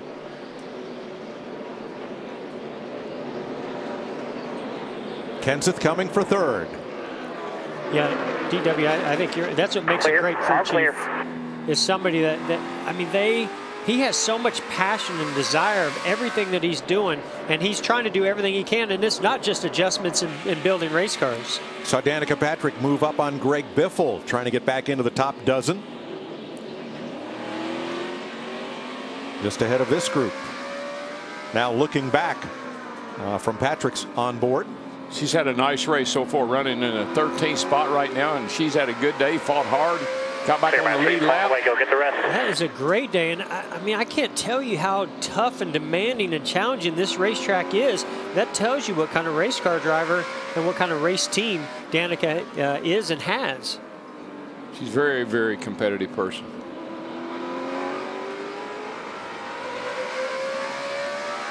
Eighth place, AJ Allmendinger. And Austin Dillon. Whoa. Yeah, you got to be close. You got to be real careful there because somebody gets into that left rear. We saw it earlier with Dale Earnhardt Jr. in the very beginning of this race. Made contact with somebody, cut the left rear tire down.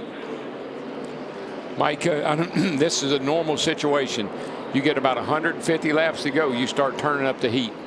You start being a little more aggressive. You start bumping and running a little bit more, and you start giving less and taking more. And here's my right rear. Seems like the runs I do, I'm not as fast. And here's Kurt Busch up into the top 5 after that pass of Kyle Larson.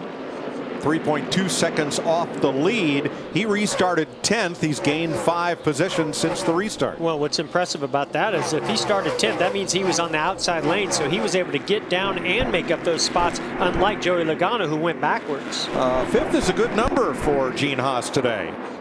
Roman Grosjean. Yeah. He finished 5th today? Amazing. Yeah, 5th in Formula One at Bahrain. Wow. That team is, what a great team. And made a lot of passes on track to do it. I think he qualified 9th, so he had a great car. Good job, guys. Josh Wise, slow on the back straightaway, goes to the garage. No caution.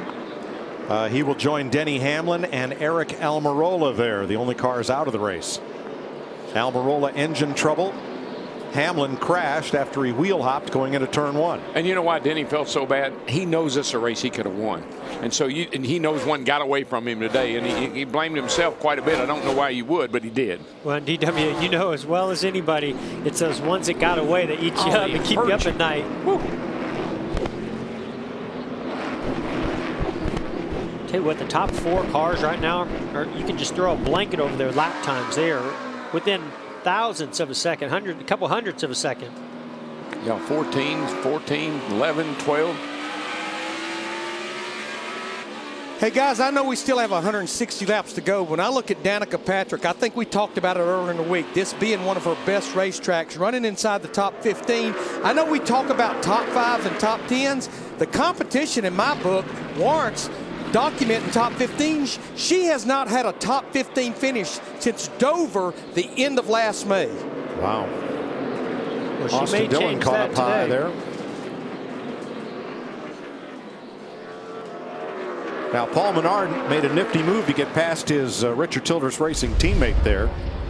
But it cost Dillon greatly because he didn't get back to the inside after Menard makes this pass.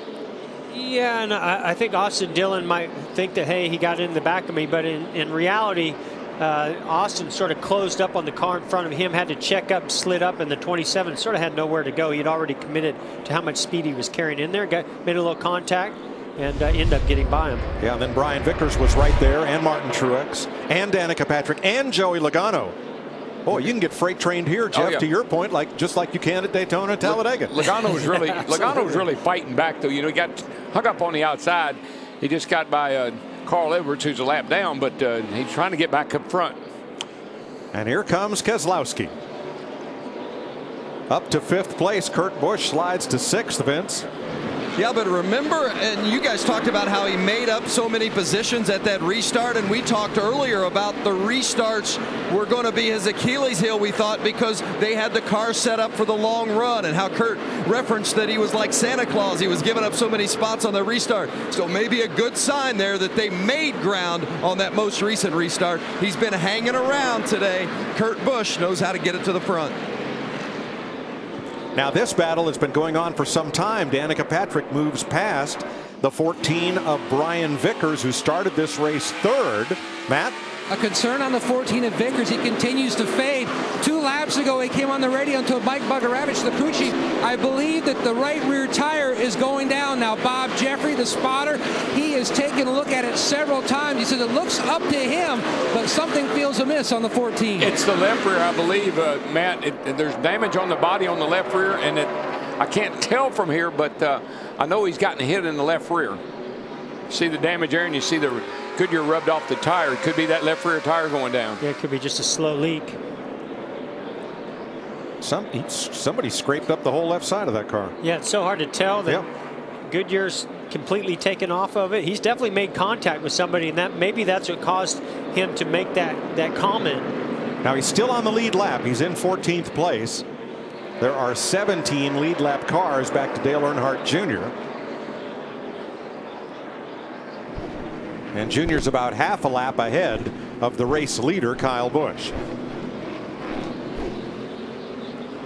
Lots of racing on FS1 today. Final round coverage of the NHRA in Las Vegas comes up right after the race here in Martinsville. A lot of racing this weekend. Great racing weekend. Beautiful weather. See Brian Vickers losing another position here to Ryan Newman. Well, Newman is a lap down, that's sorry. just track position for right now, but wonder how much concern. Now the next car, Greg Biffle, that is a lead lap car behind Vickers. Then it'd be Ryan Blaney and Earnhardt. 150 laps to go in the STP 500 at Martinsville Speedway. First short track race of the year and the first of 3 among our next 4 races.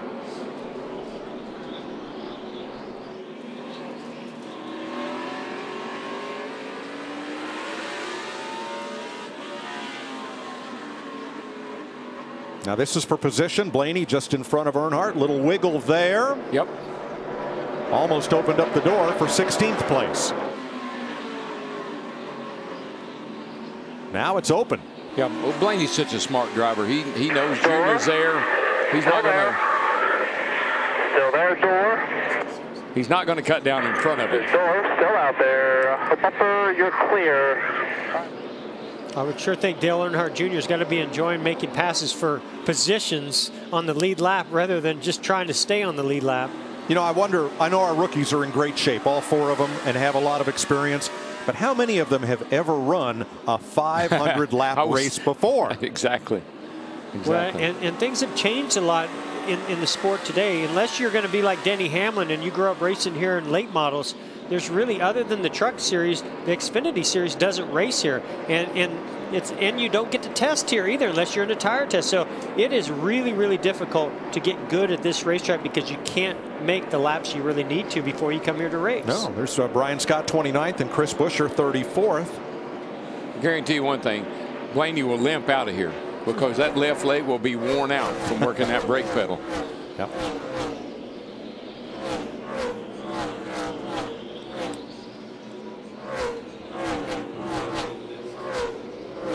We saw the pass that Paul Menard put on Austin Dillon that left Dillon up on the high side and then unable to get in after everybody else swarmed to the back bumper of Paul Menard. Here they come. Here's Dillon's audio afterward. See what happens when you try and help people?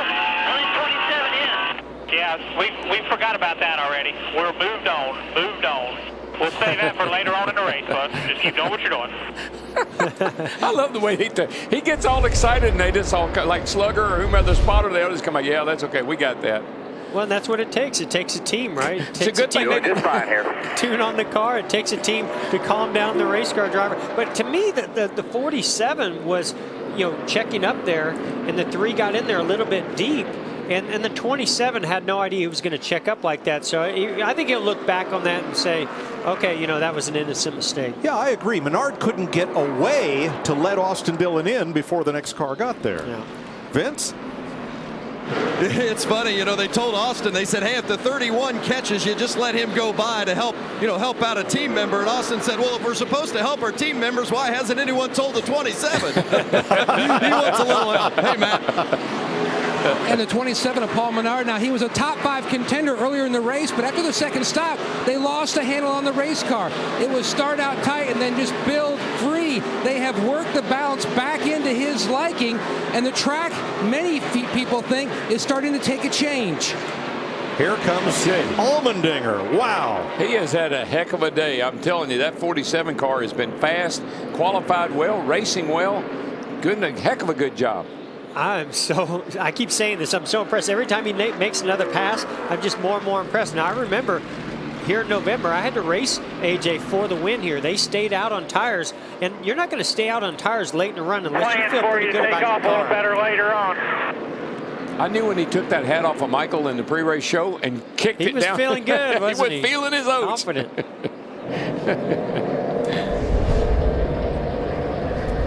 That's a bit aggressive, right?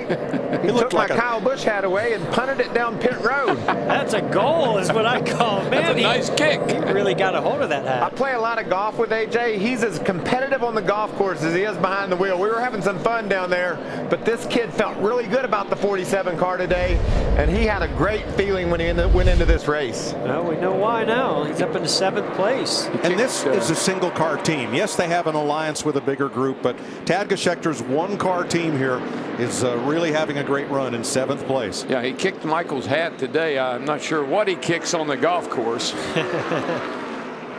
They are the best of the single car teams right now. As you have a look down through the order with Martin Truex also in the top 10 for Furniture Row. Well, that's impressive, company to be in. Martin Truex Jr. with their alliance with JGR, Ryan Blaney with Penske. Those are no slouches to be ahead of. There's Michael McDowell running in 24th.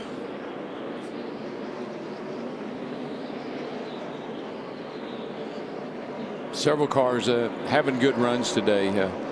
We mentioned Allmendinger certainly, but Danica's back there. She's in 11th now and doing a nice job. You know, a lot of fellows come here and they fight for a clock. Carl Edwards has been fighting all day. All he wants is a pass.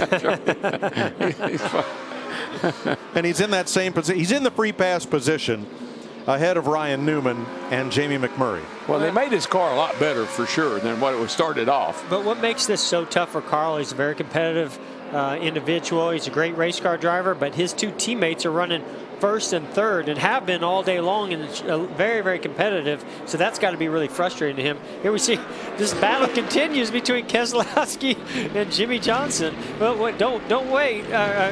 Before long, the 48's going to drive back by the 2 car here in about 5 laps. Yeah, it took a while after the restart for this to develop again. I think that 2's a little bit better this time. He's Yeah, it gapping does him. look that way. He's getting away from him. And I'm wondering, we heard Chad Canal say to Jimmy, hey, maybe try going a little bit harder at the beginning of the run. Not so sure if he did or not, but it doesn't seem to be working out for him on this run. No, but that 2 does seem to be moving. He's catching the Matt Kenseth running up there in 3rd place. It looks a little bit quicker than Kenseth right now, maybe being able to catch him. And they're going to catch him because the leaders are now getting into lap traffic once again.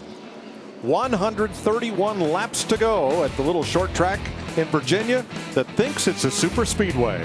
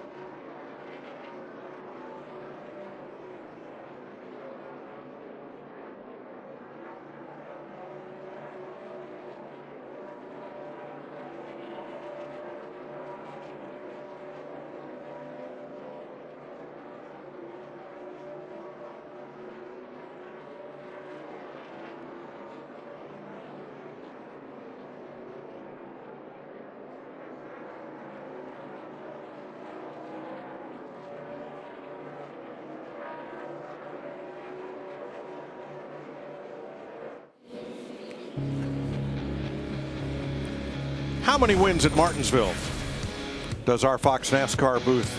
How many grandfather clocks to wind? 11 plus 9 and plus 1 for Larry McReynolds. That's 21 wins among the four of us. Well done. Whoa, now what happened here? One last lap pass for the win.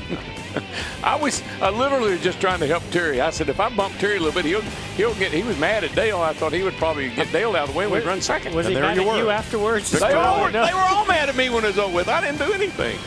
Switch to Sprint. Save 50% on most Verizon, AT&T, or T-Mobile rates. Sprint, better for less. Buddy, I don't know if I'd say I didn't do anything. Meanwhile, very little to do with it. While these two hot dogs next to me were enjoying Martinsville hot dogs, Brad Keselowski has motored his way around Kevin Harvick into second place. Let's have a look first at how he got into third, and remember what happened last fall here between he and Matt Kenseth. So they came up on lap traffic. The 6 car was really battling hard against these leaders, and Brad just makes an aggressive braking move down into 1. You could see where Matt really didn't want to give it to him. He crowded him a little bit, and he realized he was there, and he had to give it up. And here's the pass for second. Look at him roll through the center there. You could hear the 4 car kind of spin the tires there, and he realizes the 2's better than him. He doesn't want to push it any harder and lets him go to the outside.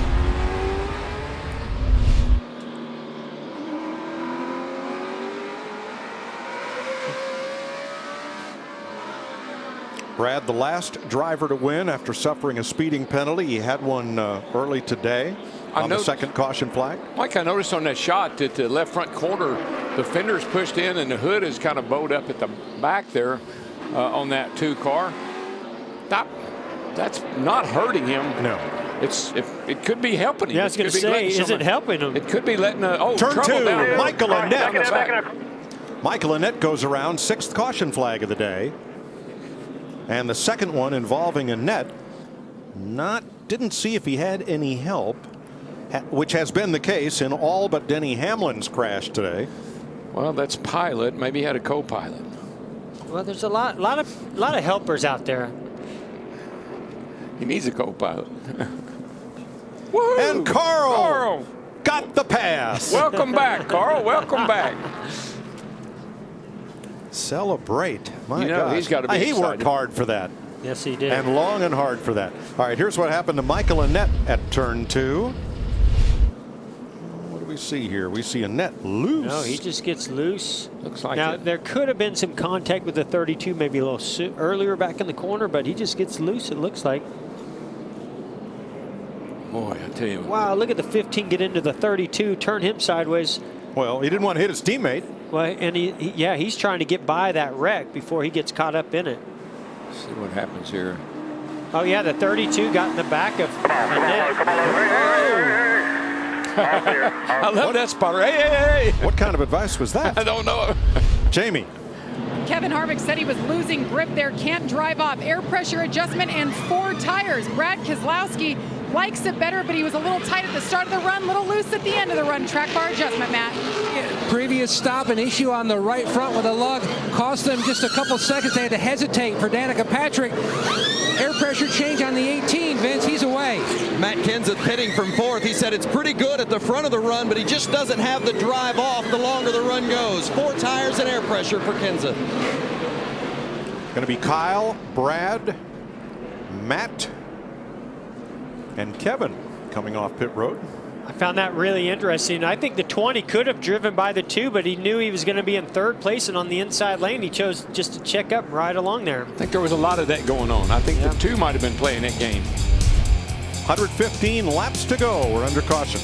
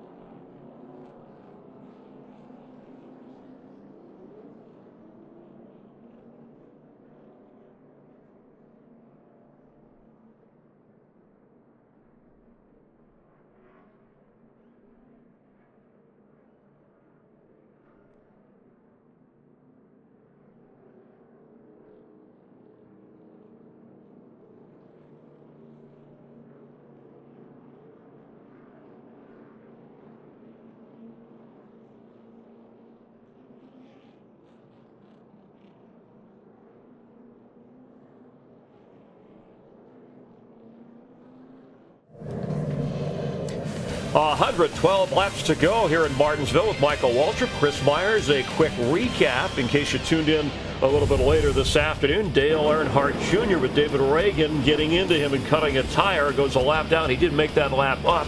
It is currently running 12th and on the lead lap. Denny Hamlin, a wheel hop problem, blamed himself, went into the wall, out of the race, and remains out of the race under caution. Kevin Harvick was leading, had some problems with the jack on pit road. They fall back to 6th. And then Kyle Busch, 0 for 21 in his career in Cup races here, has led 240 laps as your leader over Brad Keselowski as we get ready for the restart. And Michael, looks like for one of the few times today, this Joe Gibbs Racing tandem on a restart is broken up by Keselowski in between Kenseth and Kyle Busch. Yeah, they've choreographed every restart, letting each other in line. That can't happen this time. Kyle's got a charged corner. He's got his teammate behind him, but Brad's going to be serious about trying to grab the lead away on the high side. Let's rejoin Darrell, Larry, and Mike. The front 5 drivers on this restart have won 10 of the last 13 Sprint Cup championships. And I think Brad Keselowski in the 2 car is in trouble here because he got the 18 and the 20 on the inside there, and you got the 48 there. No one's going to cut him any slack. Yeah, but you know how hard and how aggressive Brad is on these restarts. You just watch. He might get down right here. No? I wouldn't. I think I'd try that one. Not in front of that one. A little stutter there by Kyle Busch on the takeoff, but it did not fool Keselowski, who now has to battle with Matt Kenseth on the inside. They made contact. Yeah, they made a little contact. Yeah, Matt got loose underneath the 2. Remember me from the last time we were here? You said that's what happened to you, if I remember right. Now it's Kyle Larson hung on the outside for 5th with Jimmy Johnson.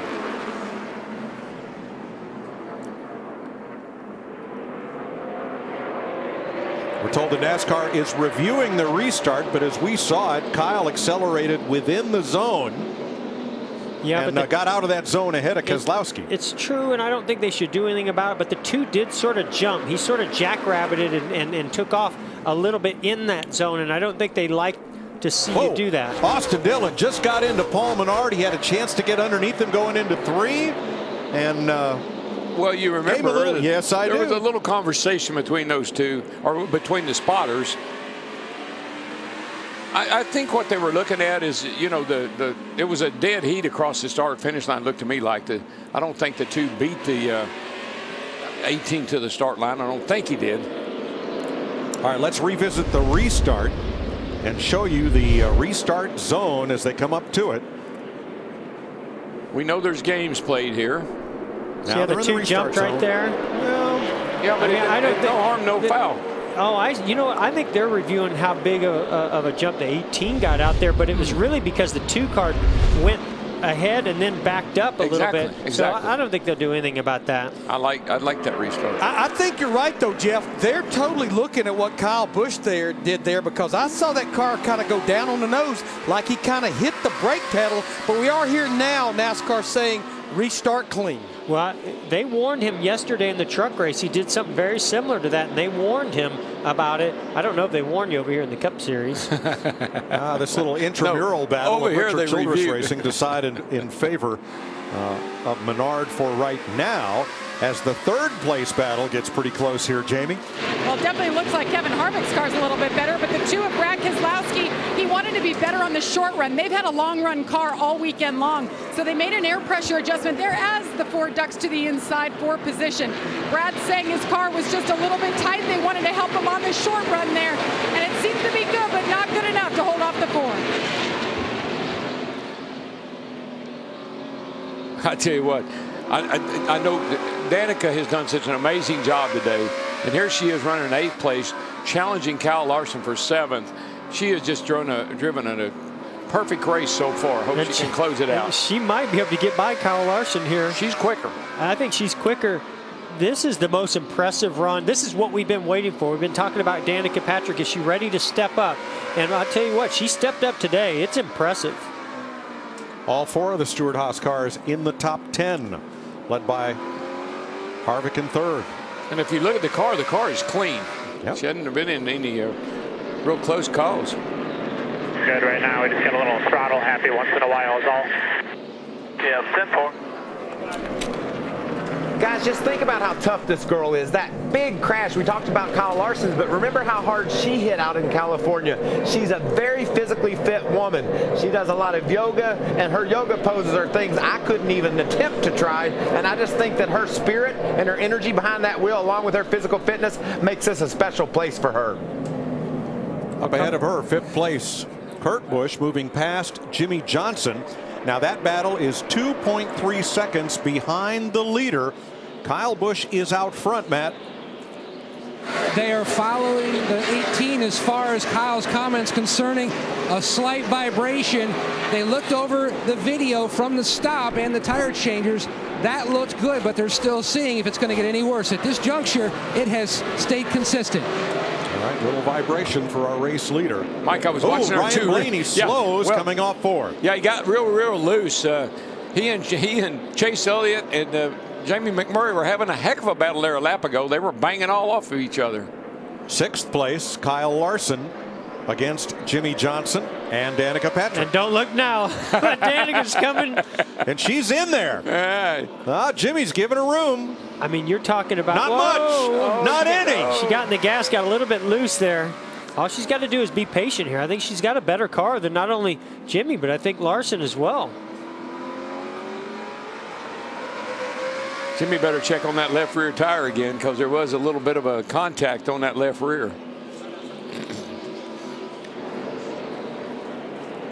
There's Chris Buescher in the 34 inside of Ryan Blaney. They've been having battling. They've been having a battle. I'm telling you, they've been banging all over each other.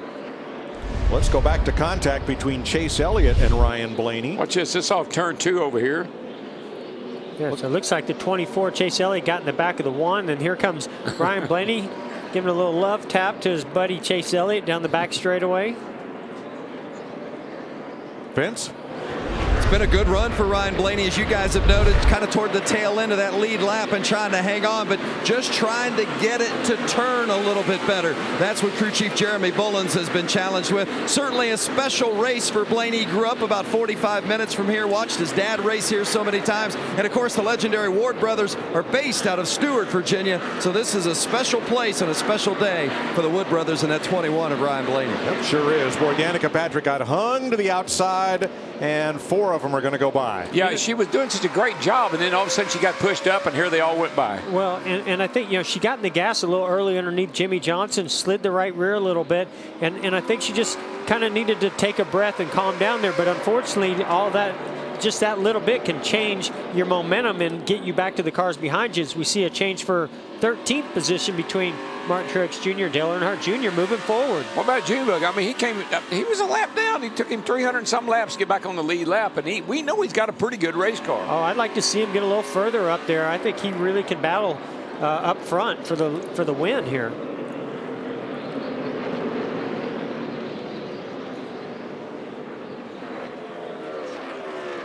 "90 laps to go in Martinsville, Virginia." Here's your Busch race summary.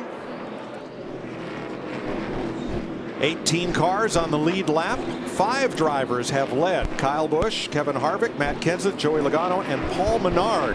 11 lead changes between them. 6 cautions for 37 laps. Notably, Denny Hamlin, one of the favorites, out of the race after wheel hopping into turn 1 and hitting the wall. Eric Almirola out with engine trouble. Josh Wise also with electrical problems in the garage. Kyle's lead now 0.6 of a second over teammate Matt Kenseth. At 18 and 20, they look identical around the racetrack. They come off the corner, they look about the same, they enter about the same. Cars are pretty equally set up and pretty equally matched right now. 9, 10, and 11 as again Austin Dillon moves past teammate Paul Menard. What's up there, Matt? Add another driver to the list of complaints about a vibration. Paul Menard says we have a vibration again, second time today on the 27. As long as that vibration doesn't continue to get worse on the run, then they'll be fine. Yeah, it's irritable, and it might take away from the performance a little bit. But the big vibration you're looking for is a loose wheel. And if it's a loose wheel, it's going to continue to get, the vibration is going to continue to get worse and worse as the run goes on. There's another guy. Look at this, a 16 car today. All of a sudden, Larry, where'd he come from?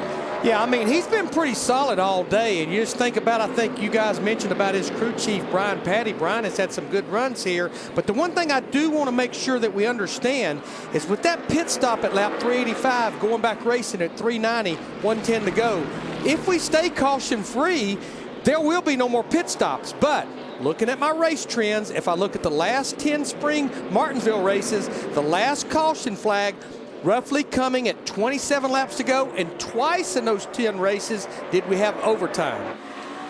So about 60 laps from now. Now, I'd be surprised if we got to the finish without another caution. No, there's no way. No way. I'll bet you. I'll bet you on that one. There's a way, but oh, Ricky Stenhouse off pace coming down the back straightaway. I think he was just might have just been letting a couple of lead lap cars by. Let some guys go by. Yep. He had a tough day after getting spun at lap 137.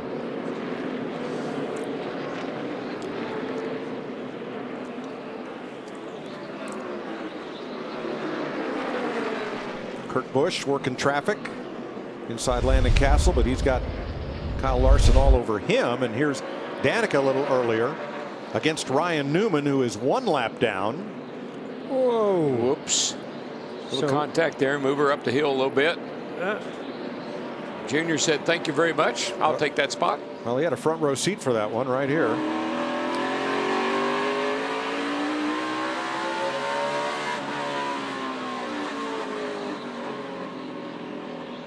You know, I've been watching Danica. She drives in really easy, and then she rolls. She releases the brake early and rolls through the center, and then gets a straight shot off.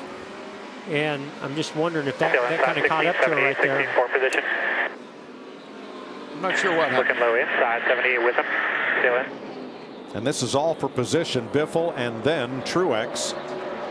David Reagan is a 2 laps down. Her car looked so good there a bit ago when she was running 7th, 8th, but now it looks like it's gone away. Well, and this is such a rhythm racetrack. Still on your bumper, let her run out of line inside, 23, 1.5 back after him, still inside. If you get out of that rhythm, DW, as you know so well, you know, it's all about how you carry speed in the corner. You rotate, get back to the throttle, and it seems like she's gotten out of rhythm, but also she may have ran too hard at the beginning of this run, being closer to the front and wore those tires out. Battle for 7th and for 5th. Allmendinger takes 7th. Here for 5th, Kurt Busch and Kyle Larson in the 42. Took about 6 laps of hard work by Kyle Larson to get past the older of the Busch brothers. Yeah, little 42 car has been pretty impressive today. Even if he doesn't win, he's had a great day here. Yeah, pass rarely happens easy. It's usually you just got to put the pressure on him, keep it on him, either force him to make a mistake or just wear him down a little bit so they know that you've got a better, faster race car. You used my favorite word. You had to force your way in there. Most of the time, that's what you do.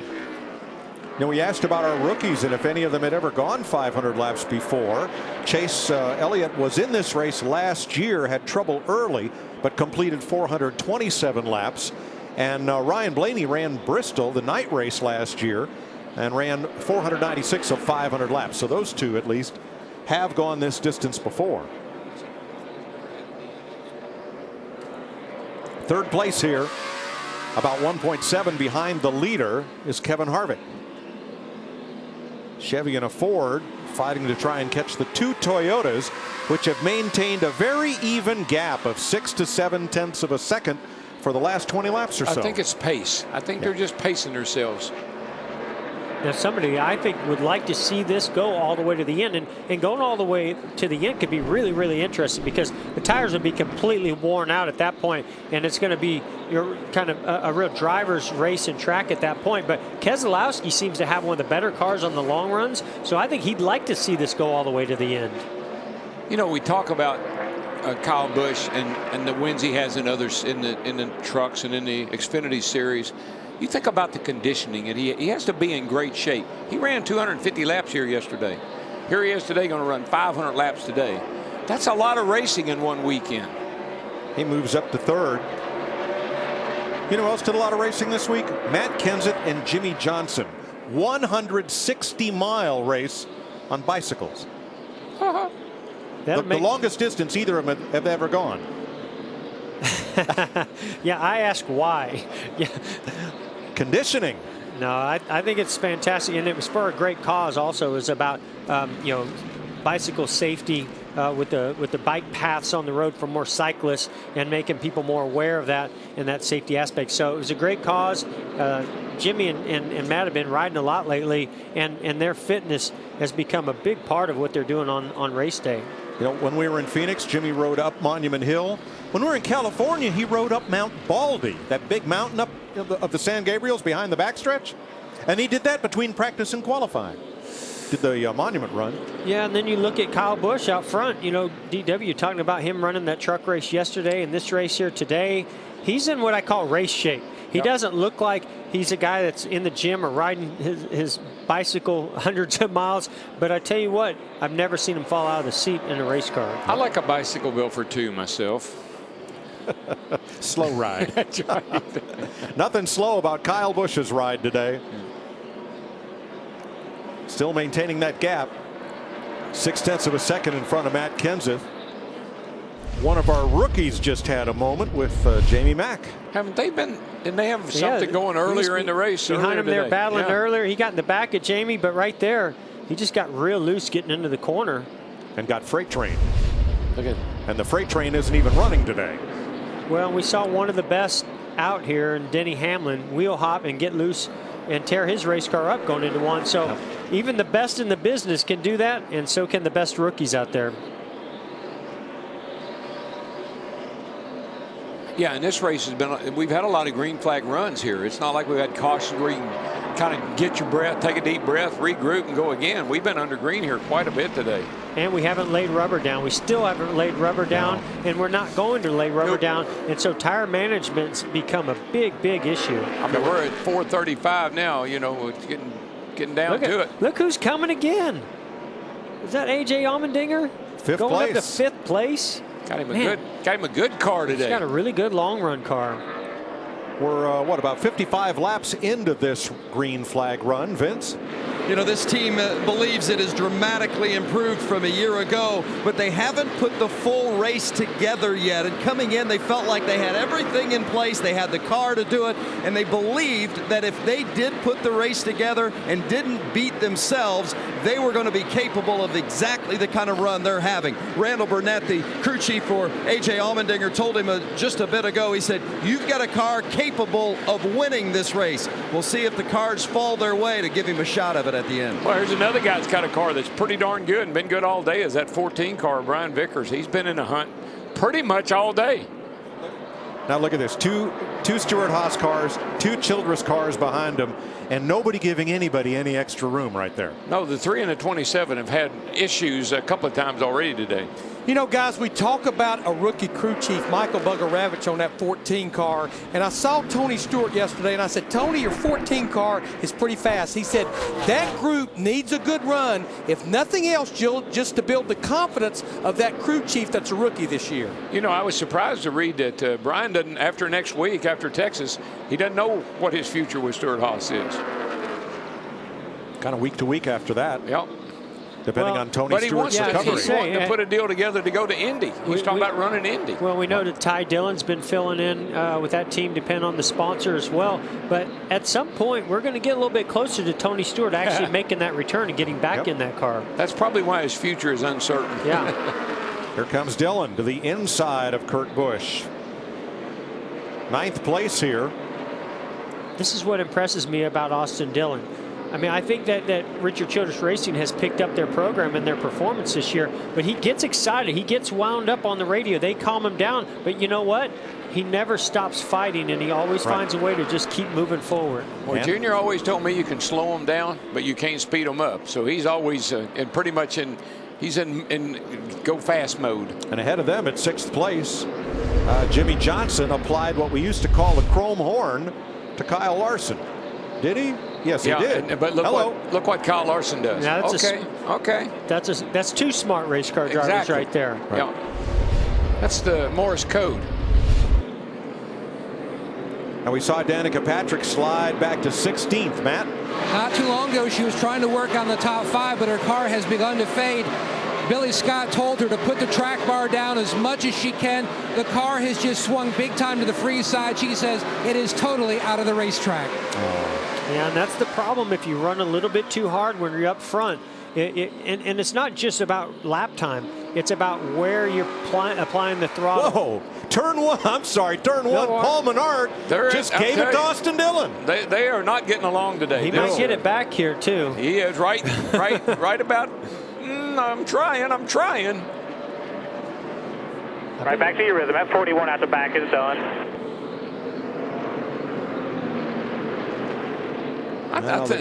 Settle down for the moment. But I think that's great. You know, they're teammates, but hey, man, we're racing.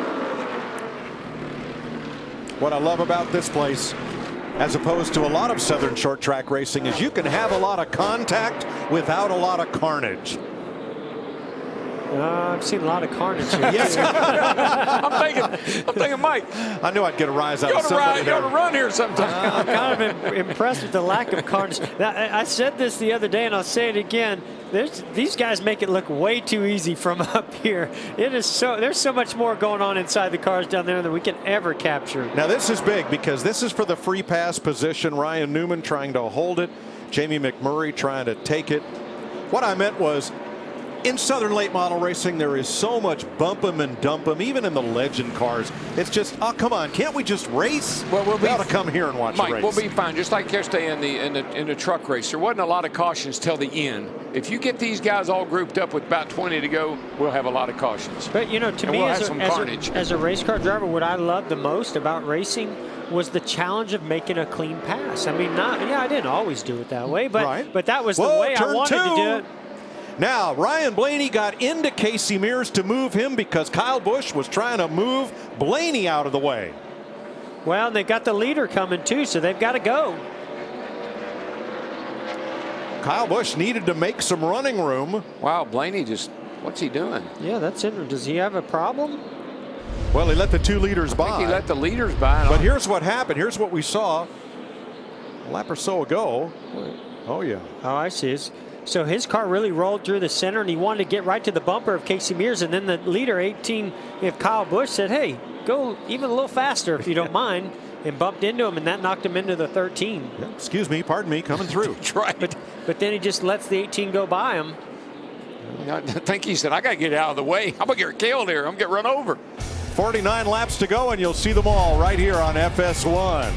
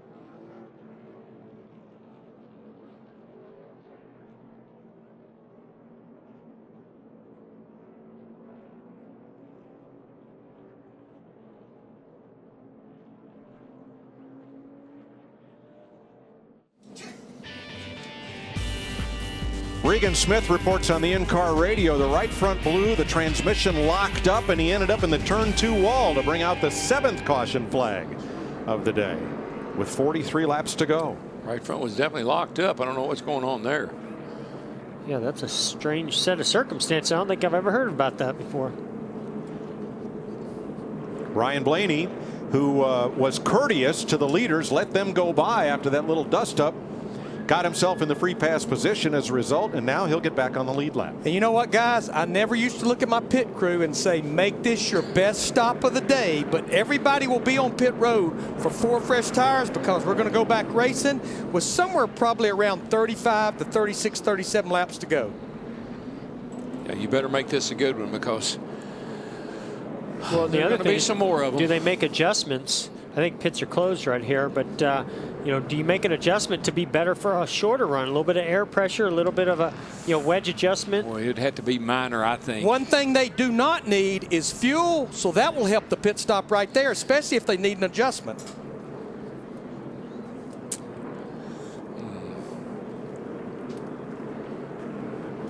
Yeah, Larry, you know, I don't think we talk about, especially on a short track, the weight of fuel per gallon and how much of a role that plays in the cornering of these cars. So absolutely, you want to have the minimum amount of fuel to make it to the end, have a little bit for overtime if you need it. But if you want to have a car that's going to get up and go and be really fast for a shorter run, you not only maybe play around with air pressure a little bit and an adjustment, but the lack of fuel save a lot of weight. And you saw right there, Kurt Busch's pit crew has picked up the most spots on pit road. Jamie. Kevin Harvick led 72 laps today, but the handling's gone away a bit. Said he couldn't put the throttle down up off the corner, and the center is not good. They will make an adjustment in 4 tires. Brad Keselowski said he was on the splitter early in the run. He needs more turn, air pressure adjustment, and 4 tires. Matt?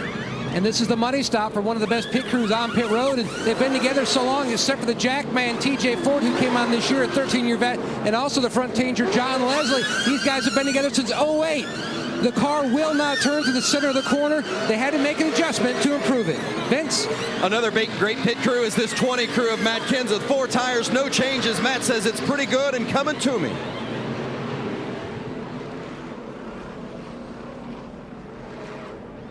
Kyle Busch leads them off pit road. Matt Kenseth, Brad Keselowski, Kevin Harvick, Jimmy Johnson. Then Allmendinger, Larson. Wow.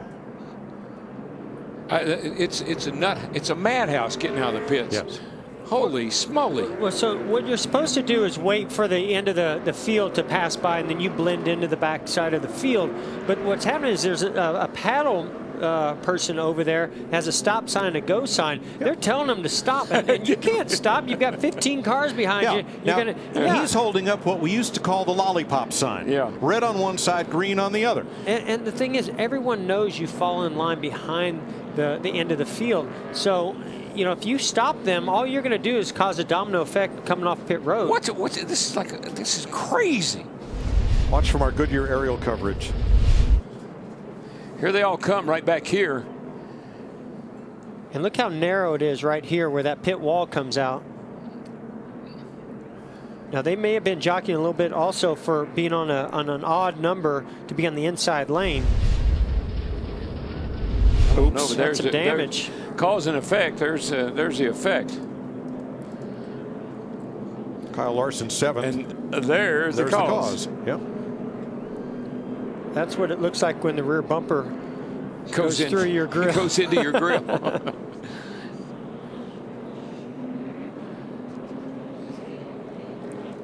Chase Elliott too fast entering the pits.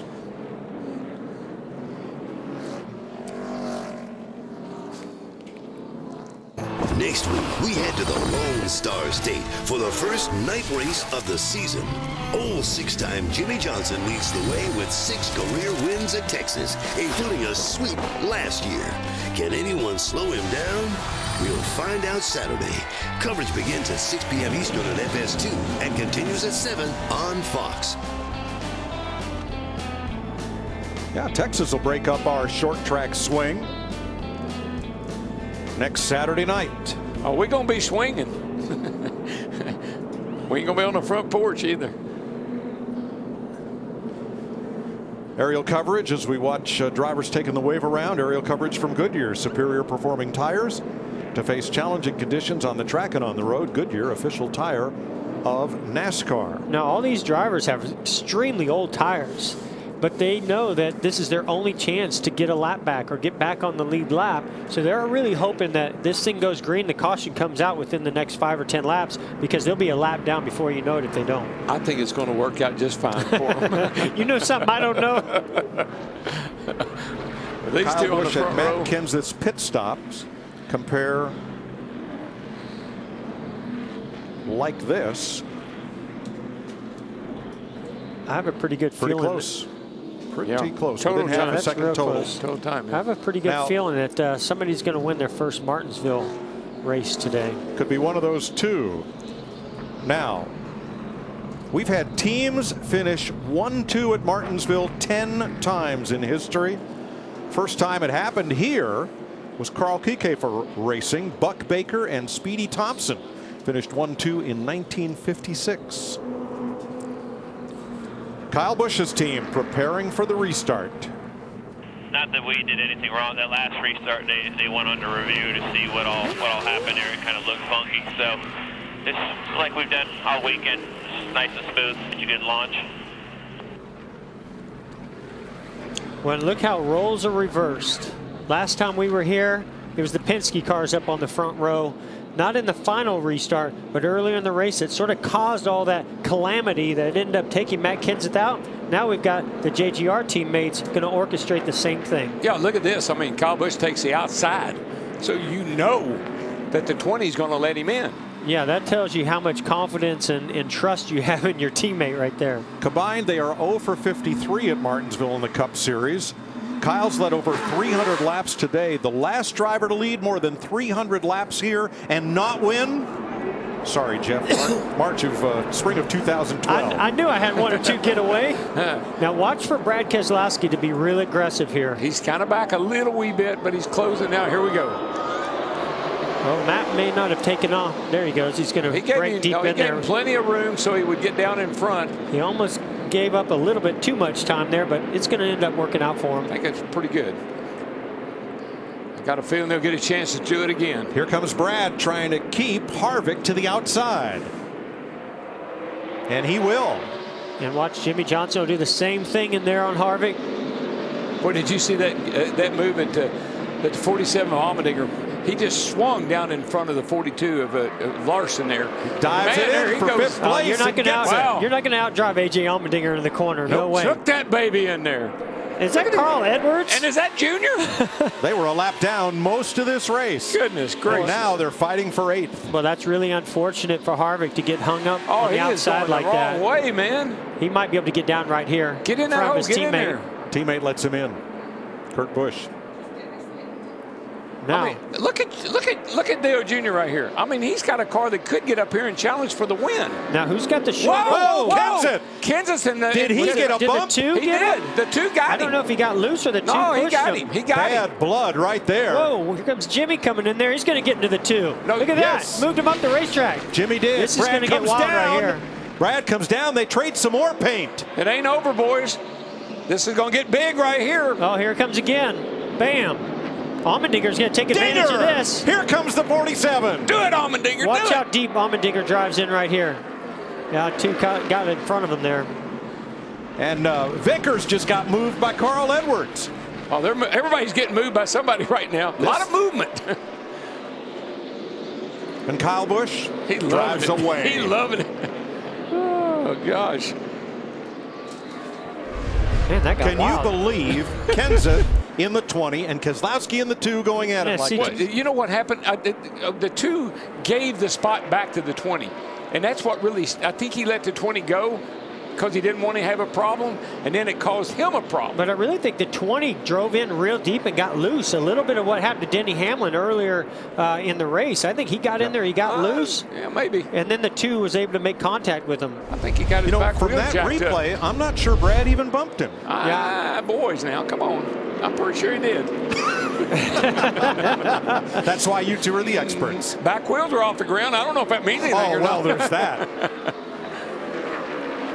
Didn't one of those guys? Wow, look at A.J. Allmendinger making a move on the 2 car here. Oh, wow, he just cut right under Keselowski. Man, he made that look easy. He's going somewhere. Go work on these 2. Don't worry about that. You don't have to tell him to go. You got to pull for the little guy. And I don't mean in stature. I mean this little single car team of Tad Geschechters and A.J. Allmendinger. Man, they're all making contact. They're bouncing off each other every corner. No, not yet. Jamie McMurray with a tire rub. Yeah. 25 to go. And the beat goes on. Yeah, that 1 car, I don't think he's going to make it to the end with that left rear tire. It's really smoking getting down into the corner. Look folks, at this. If we stay green, if you'll give us about 8 minutes, we'll give you a checkered flag. Well, it's going to come down to that left rear tire, whether it's going to stay there for 8 minutes.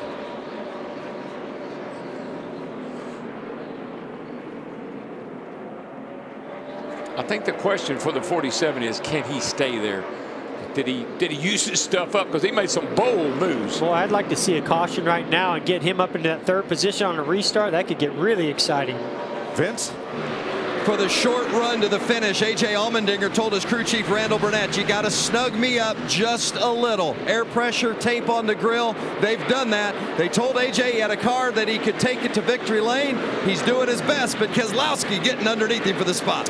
Yeah, he kind of rooted Keselowski up out of the way when he made that pass. And I think Brad really came back on him right there and got him back. And got a heated up battle here for the lead, boys. Yeah, we do. I tell you what, Kenseth is just stalking him. These two here, they're wearing each other out. Yellow against yellow, green against green. You know, I think sometimes drivers underestimate how far 30, 35 laps is when you're running as hard as you have to run in the closing laps of this race. And so I don't know if snugging that car was necessarily the right thing to do for them on A.J. Allmendinger. But look at this lead. I tell you, that 20 car, I think he's got the best car. Matt Kenseth has led 45 laps here today. He's a car length behind Kyle Busch as we watch this great battle go on for 8th place. Yeah, now Jimmy Johnson's gotten to the outside. I'm glad we got all these screens because this is what I'm seeing. They're racing everywhere. Now here comes Allmendinger back on the 2 car for 3rd place. He got him. Got him back. Yep. Little Kyle Larson right there behind him. He's watching this whole thing unfold. A.J. Allmendinger, who finished 2nd here 4 years ago. Trying to duplicate that. He'll have to get 2 the Gibbs Toyotas to do it. Brian Vickers underneath the 48. Yeah, Jimmy's, I don't know if they made an adjustment that isn't working out here on the short run, or maybe he just didn't have the short run car here.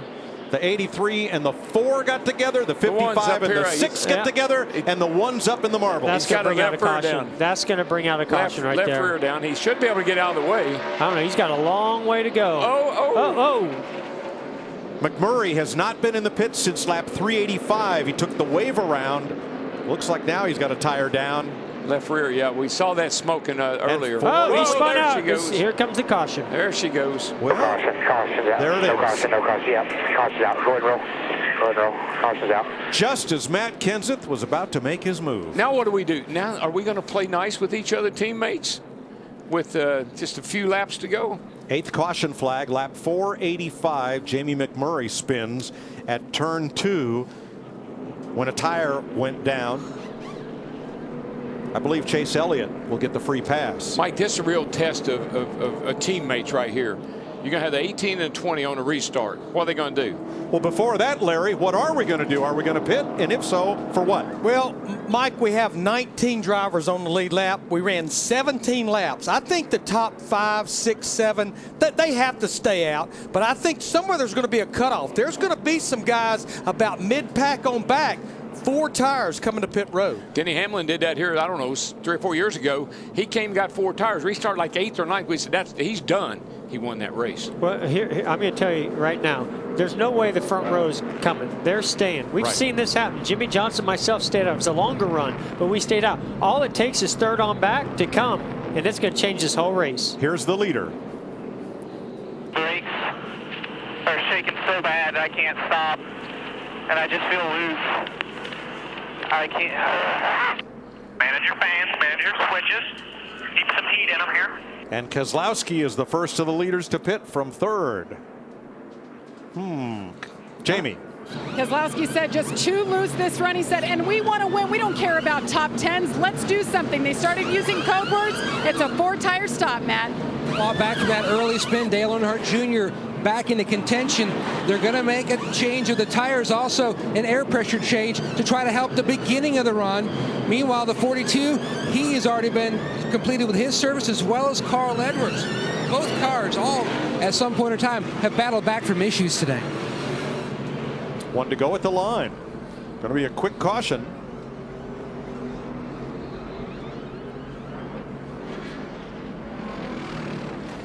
Coming up next, the NHRA final round coverage from Las Vegas, live right here on FS1.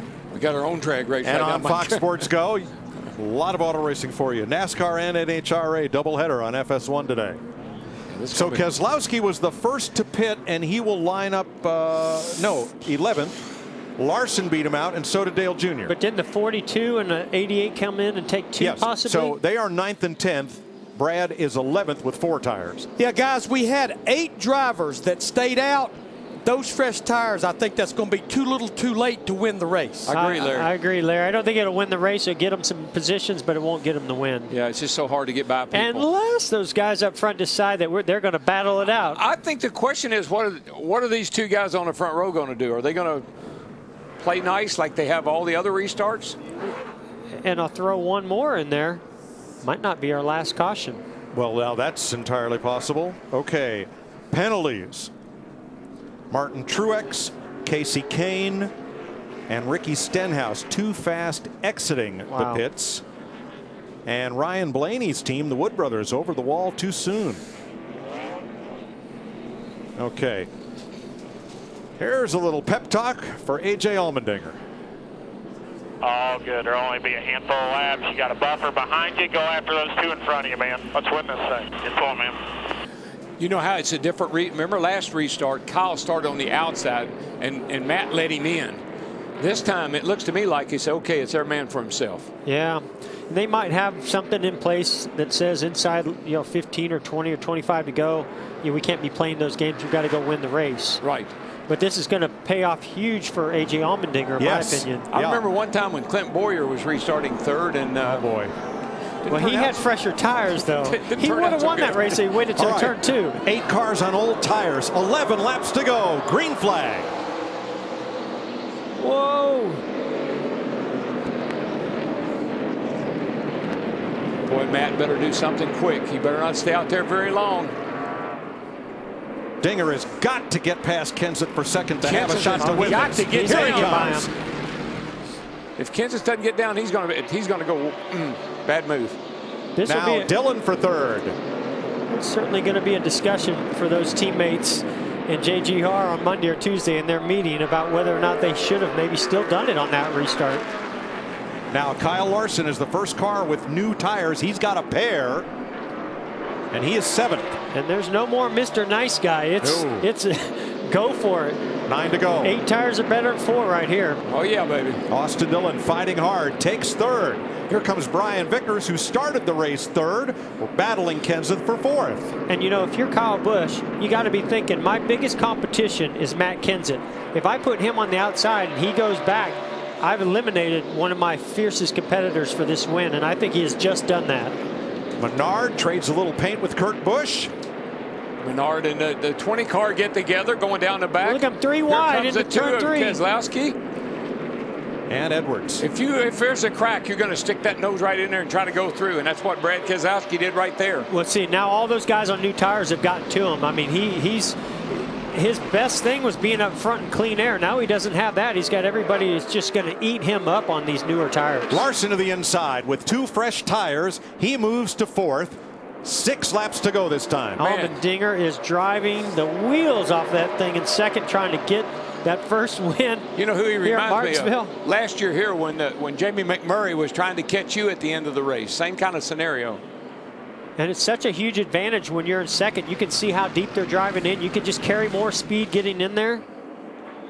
Spot in the chase at stake with 5 laps to go. And as a leader, all you want to do is hit your marks. Don't overdrive it. Don't get too much wheel spin up off the corner. So you're going to give up a little bit of speed. Keselowski gets under Menard, takes a spot. Logano, that's look at that. The bare bond or the extra nose that got taped on there. Might not stay there long. He lost his nose. 4 to go. I don't know if he can see, guys. He lost his nose. He can't see around that. That's got to be blocking his vision. The roof cam can. Be 3 to go this time. Just drive the track. You got.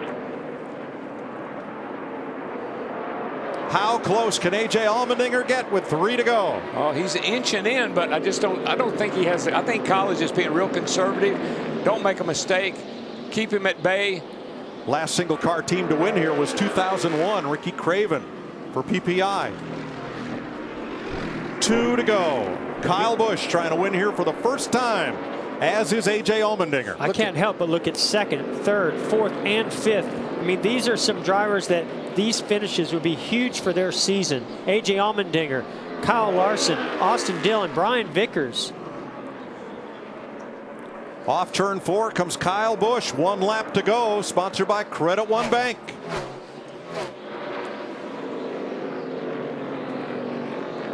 Larson has the fresh tires, but he's a 2.5 seconds back. Too far. And for the first time ever in a track that has bedeviled him, Kyle Busch completes the weekend sweep and wins in Martinsville. Get the old broom out, boys. I believe that's the 6th time he's done that on a truck weekend. Allmendinger 2nd by 0.6 seconds. Kyle Larson 3rd. Austin Dillon, Brad Keselowski, the top 5. And look at that top 10. I mean, you got Edwards, who struggled all day long. You got Menard, who's been up there all day long. I mean, what a great run for some of these guys. Keselowski rebounded from a penalty. Edwards came from a lap down. Vickers, Menard, Johnson, and Newman, who was a lap down at one time. Sunoco is fueling victories. Brings Kyle Busch to another win. Mike, he knows how to do that. Well, yesterday, Kyle Busch in the Truck Series beat John Hunter Nemechek and William Byron to win. Today, he beat all of NASCAR's best. Well, he sure did. What a great job. You know, this guy amazes me. I mean, everything he did last year to accomplish that championship, come through adversity, become a new dad. He's a whole new type of race car driver that has a lot more patience than I've ever seen. And boy, is it paying off at a place like here at Martinsville. Boy, be great careful. win. Just be careful jumping around like that kid. They made a lot of noise for him in pre-race. Probably as many boos as cheers, but you have to respect what Kyle Busch has accomplished here today. Well, he gets up on the car like that, makes me nervous. We know his feet and his ankles aren't all that great, and his leg. Be careful, man. He led 352 of 500 laps. His hands and feet and driving skills certainly are impressive. What a deal. That means a lot to him. I think you know, he's battled hard at this place. This is going to be one of the most meaningful wins of his career up to this point. Well, certainly our 5-hour energy big move of the race is the final restart, where Kyle took the inside for I believe the first time today. Yeah, he was. And beat Matt Kenseth down into turn 1 with Allmendinger coming through for 2nd.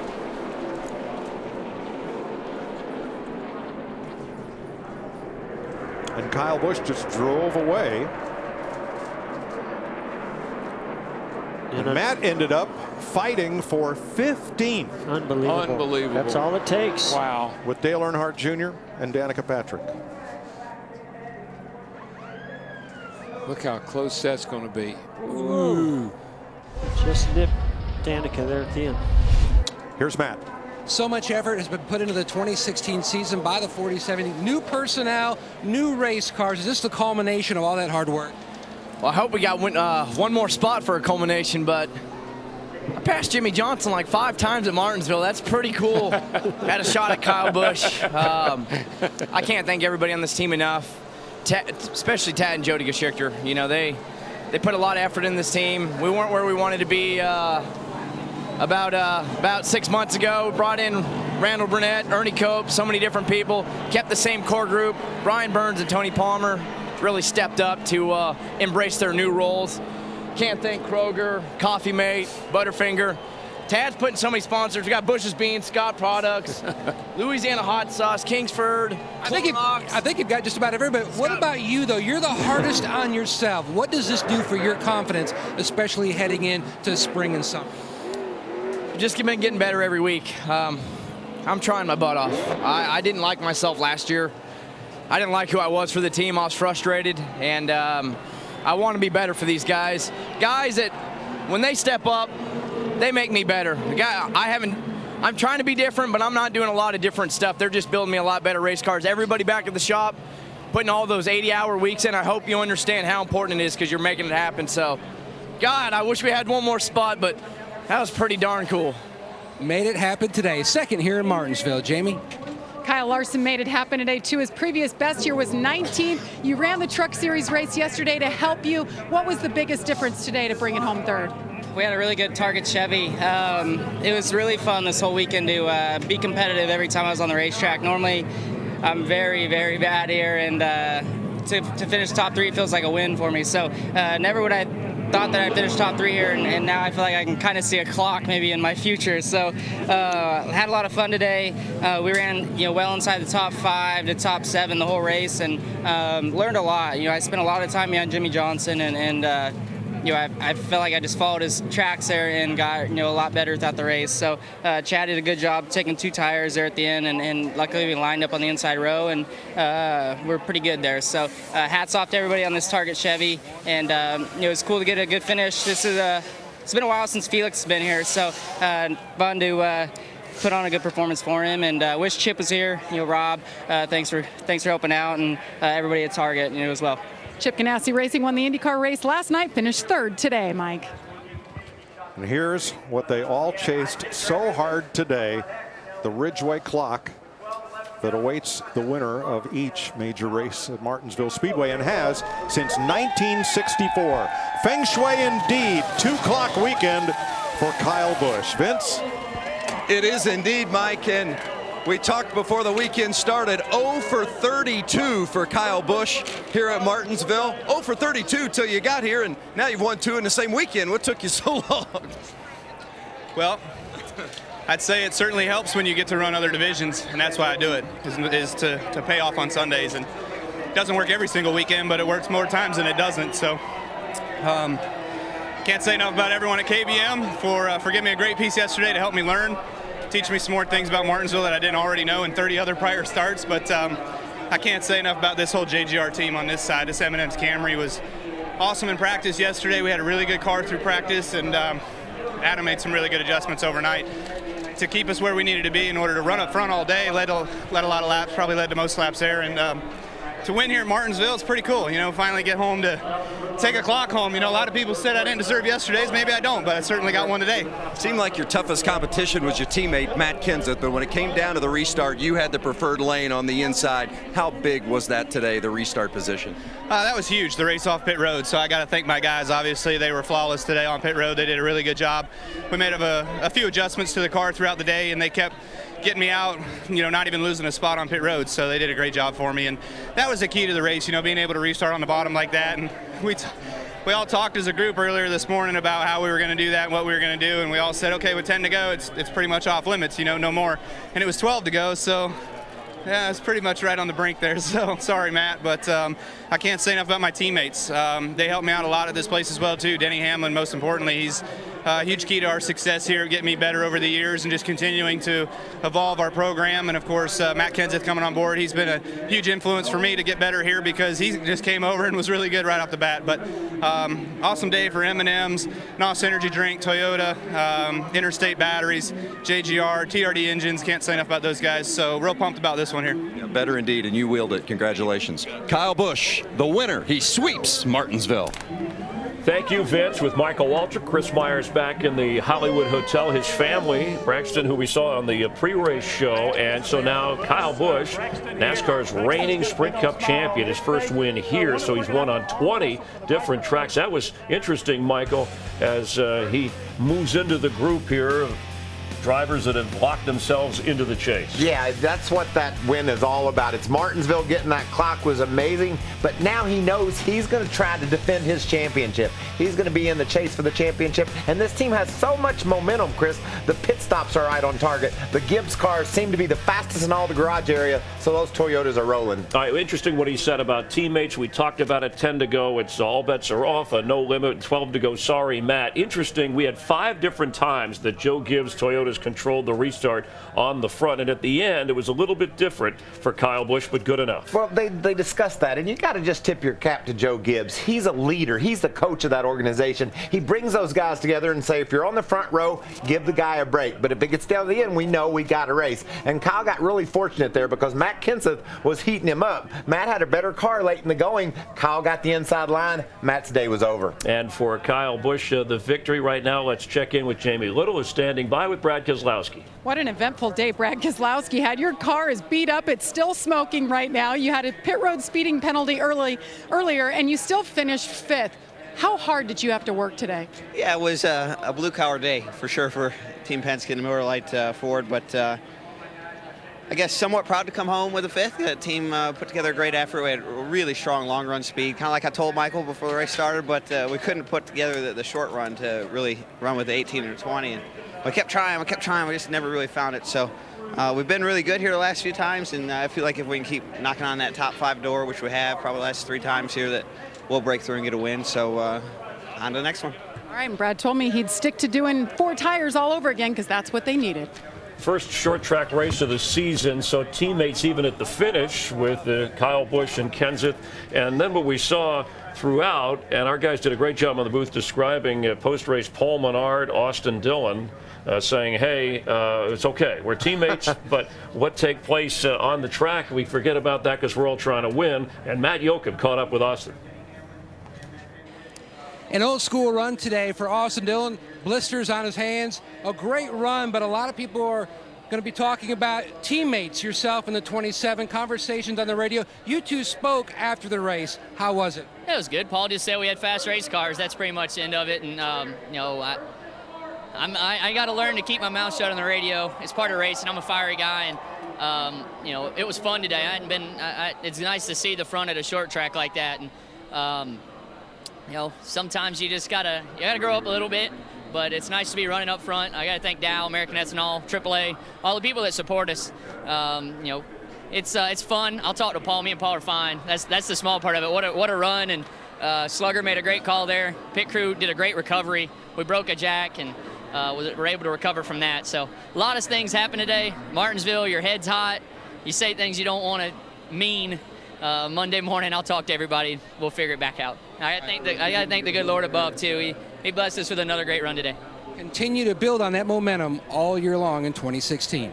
And there's Joe Gibbs. You heard Michael say, the coach. He coaches these guys with Kyle Busch, the winner, on the phone.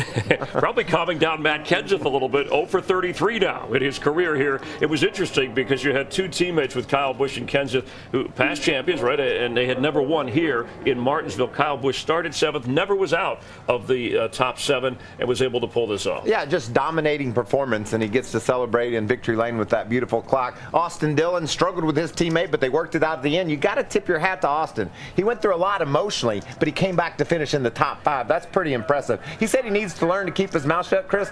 Slugger Labby is crew chief. He'll teach him that. He'll teach him that. The Las Vegas odds, we talked about Jimmy Johnson was the favorite. Hamlin, Logano, Kyle Busch at 7-1 breaks through with the victory. Let's welcome in the guys upstairs and get some final thoughts. Well, 2 things I really love about Martinsville and always have. First is all the casual contact, the root and gouge for position.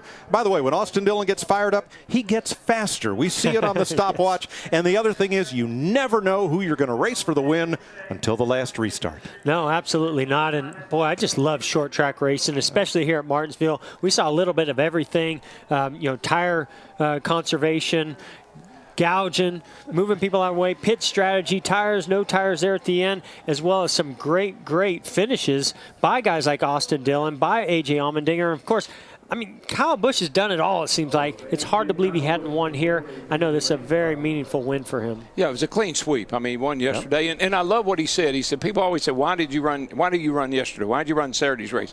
Because I learned so much. And I think here particularly it paid off for him big. But you know who Coach was talking to? Matt Kenseth. No, Dr. Phil. Yeah, you're right.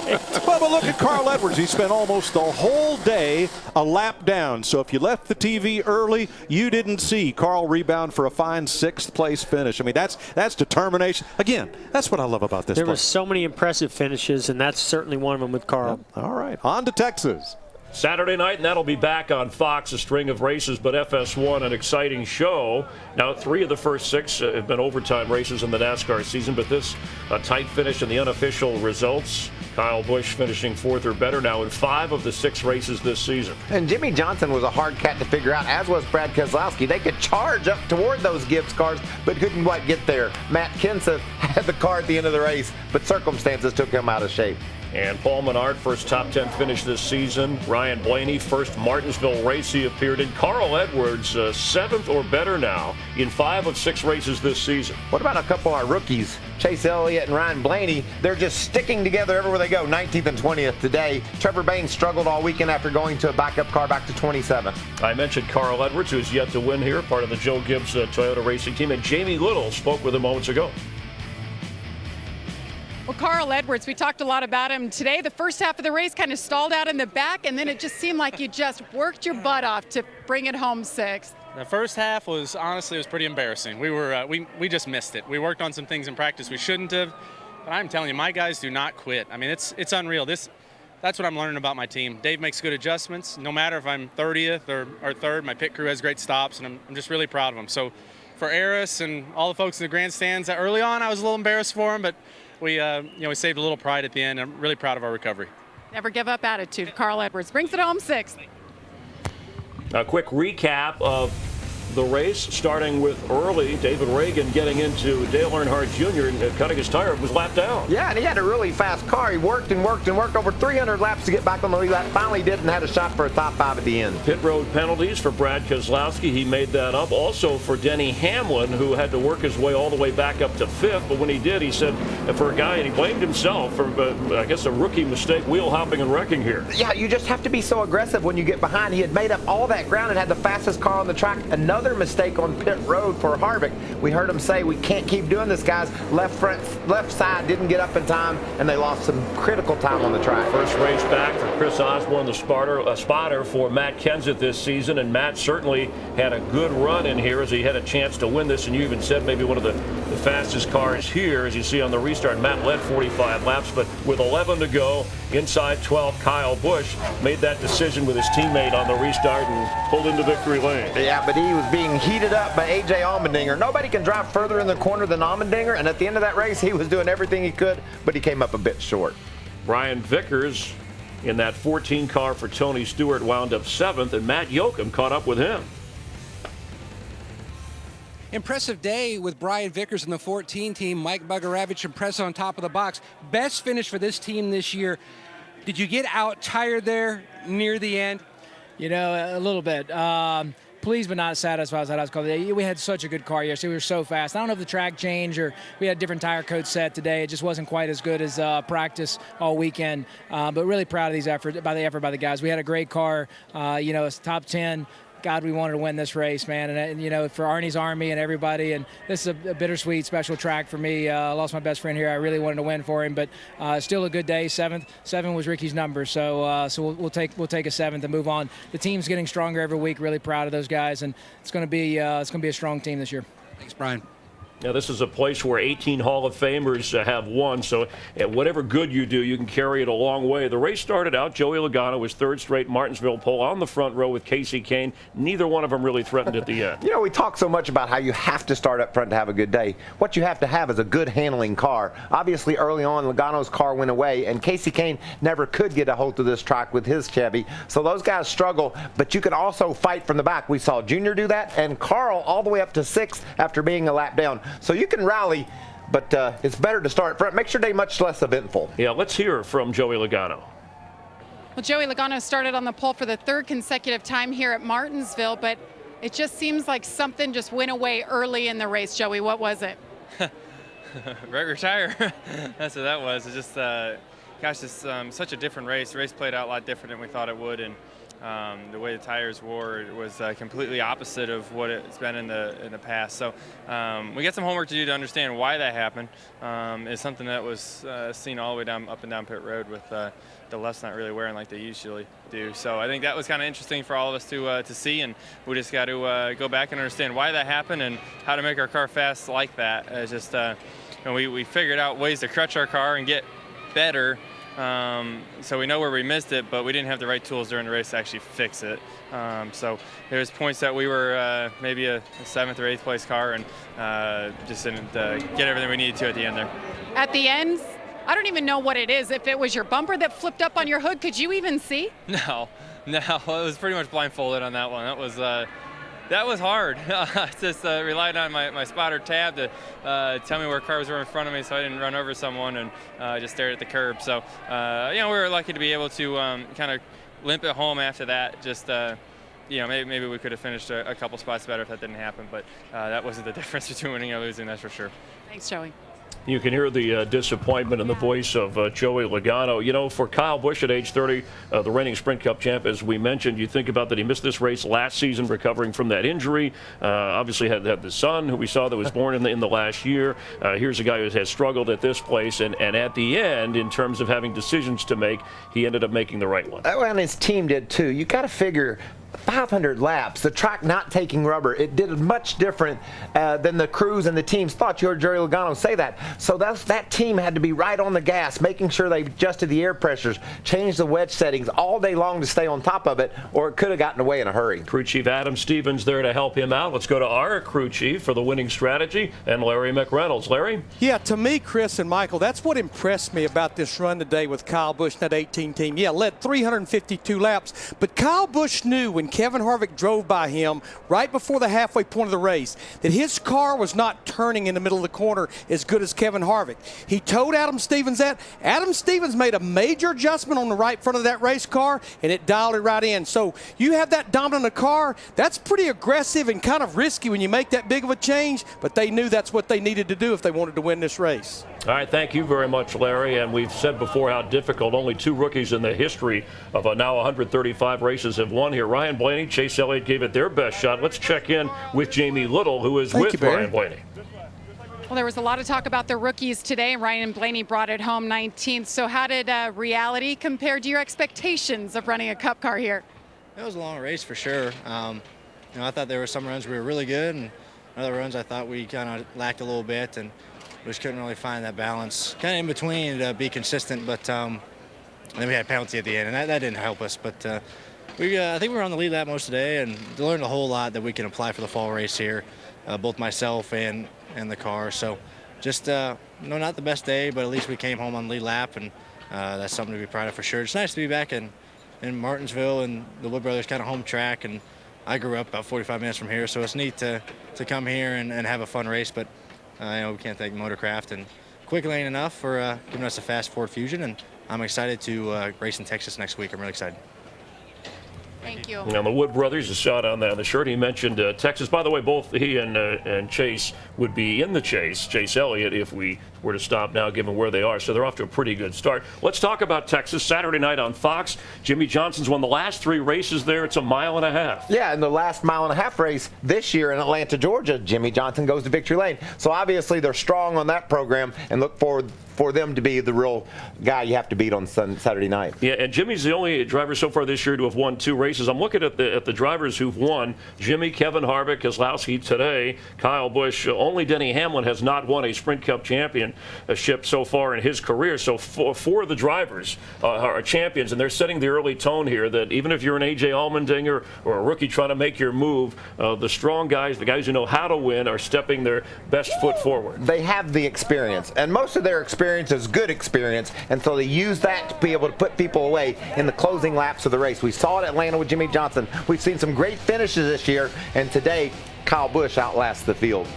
Time was right for Kyle Busch on the short track. It's a milestone accomplishment for him, his first victory here.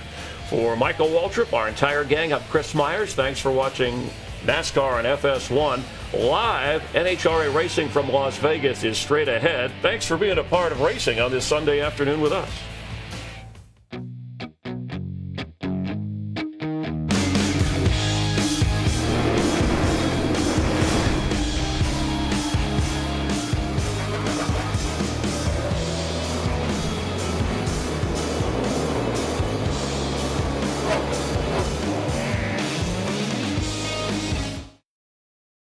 This copyrighted telecast may not be reproduced, retransmitted, or used in any form without the authorized written consent of NASCAR Broadcasting. NASCAR would like to thank all of our fans for your support, and we hope you enjoy today's broadcast.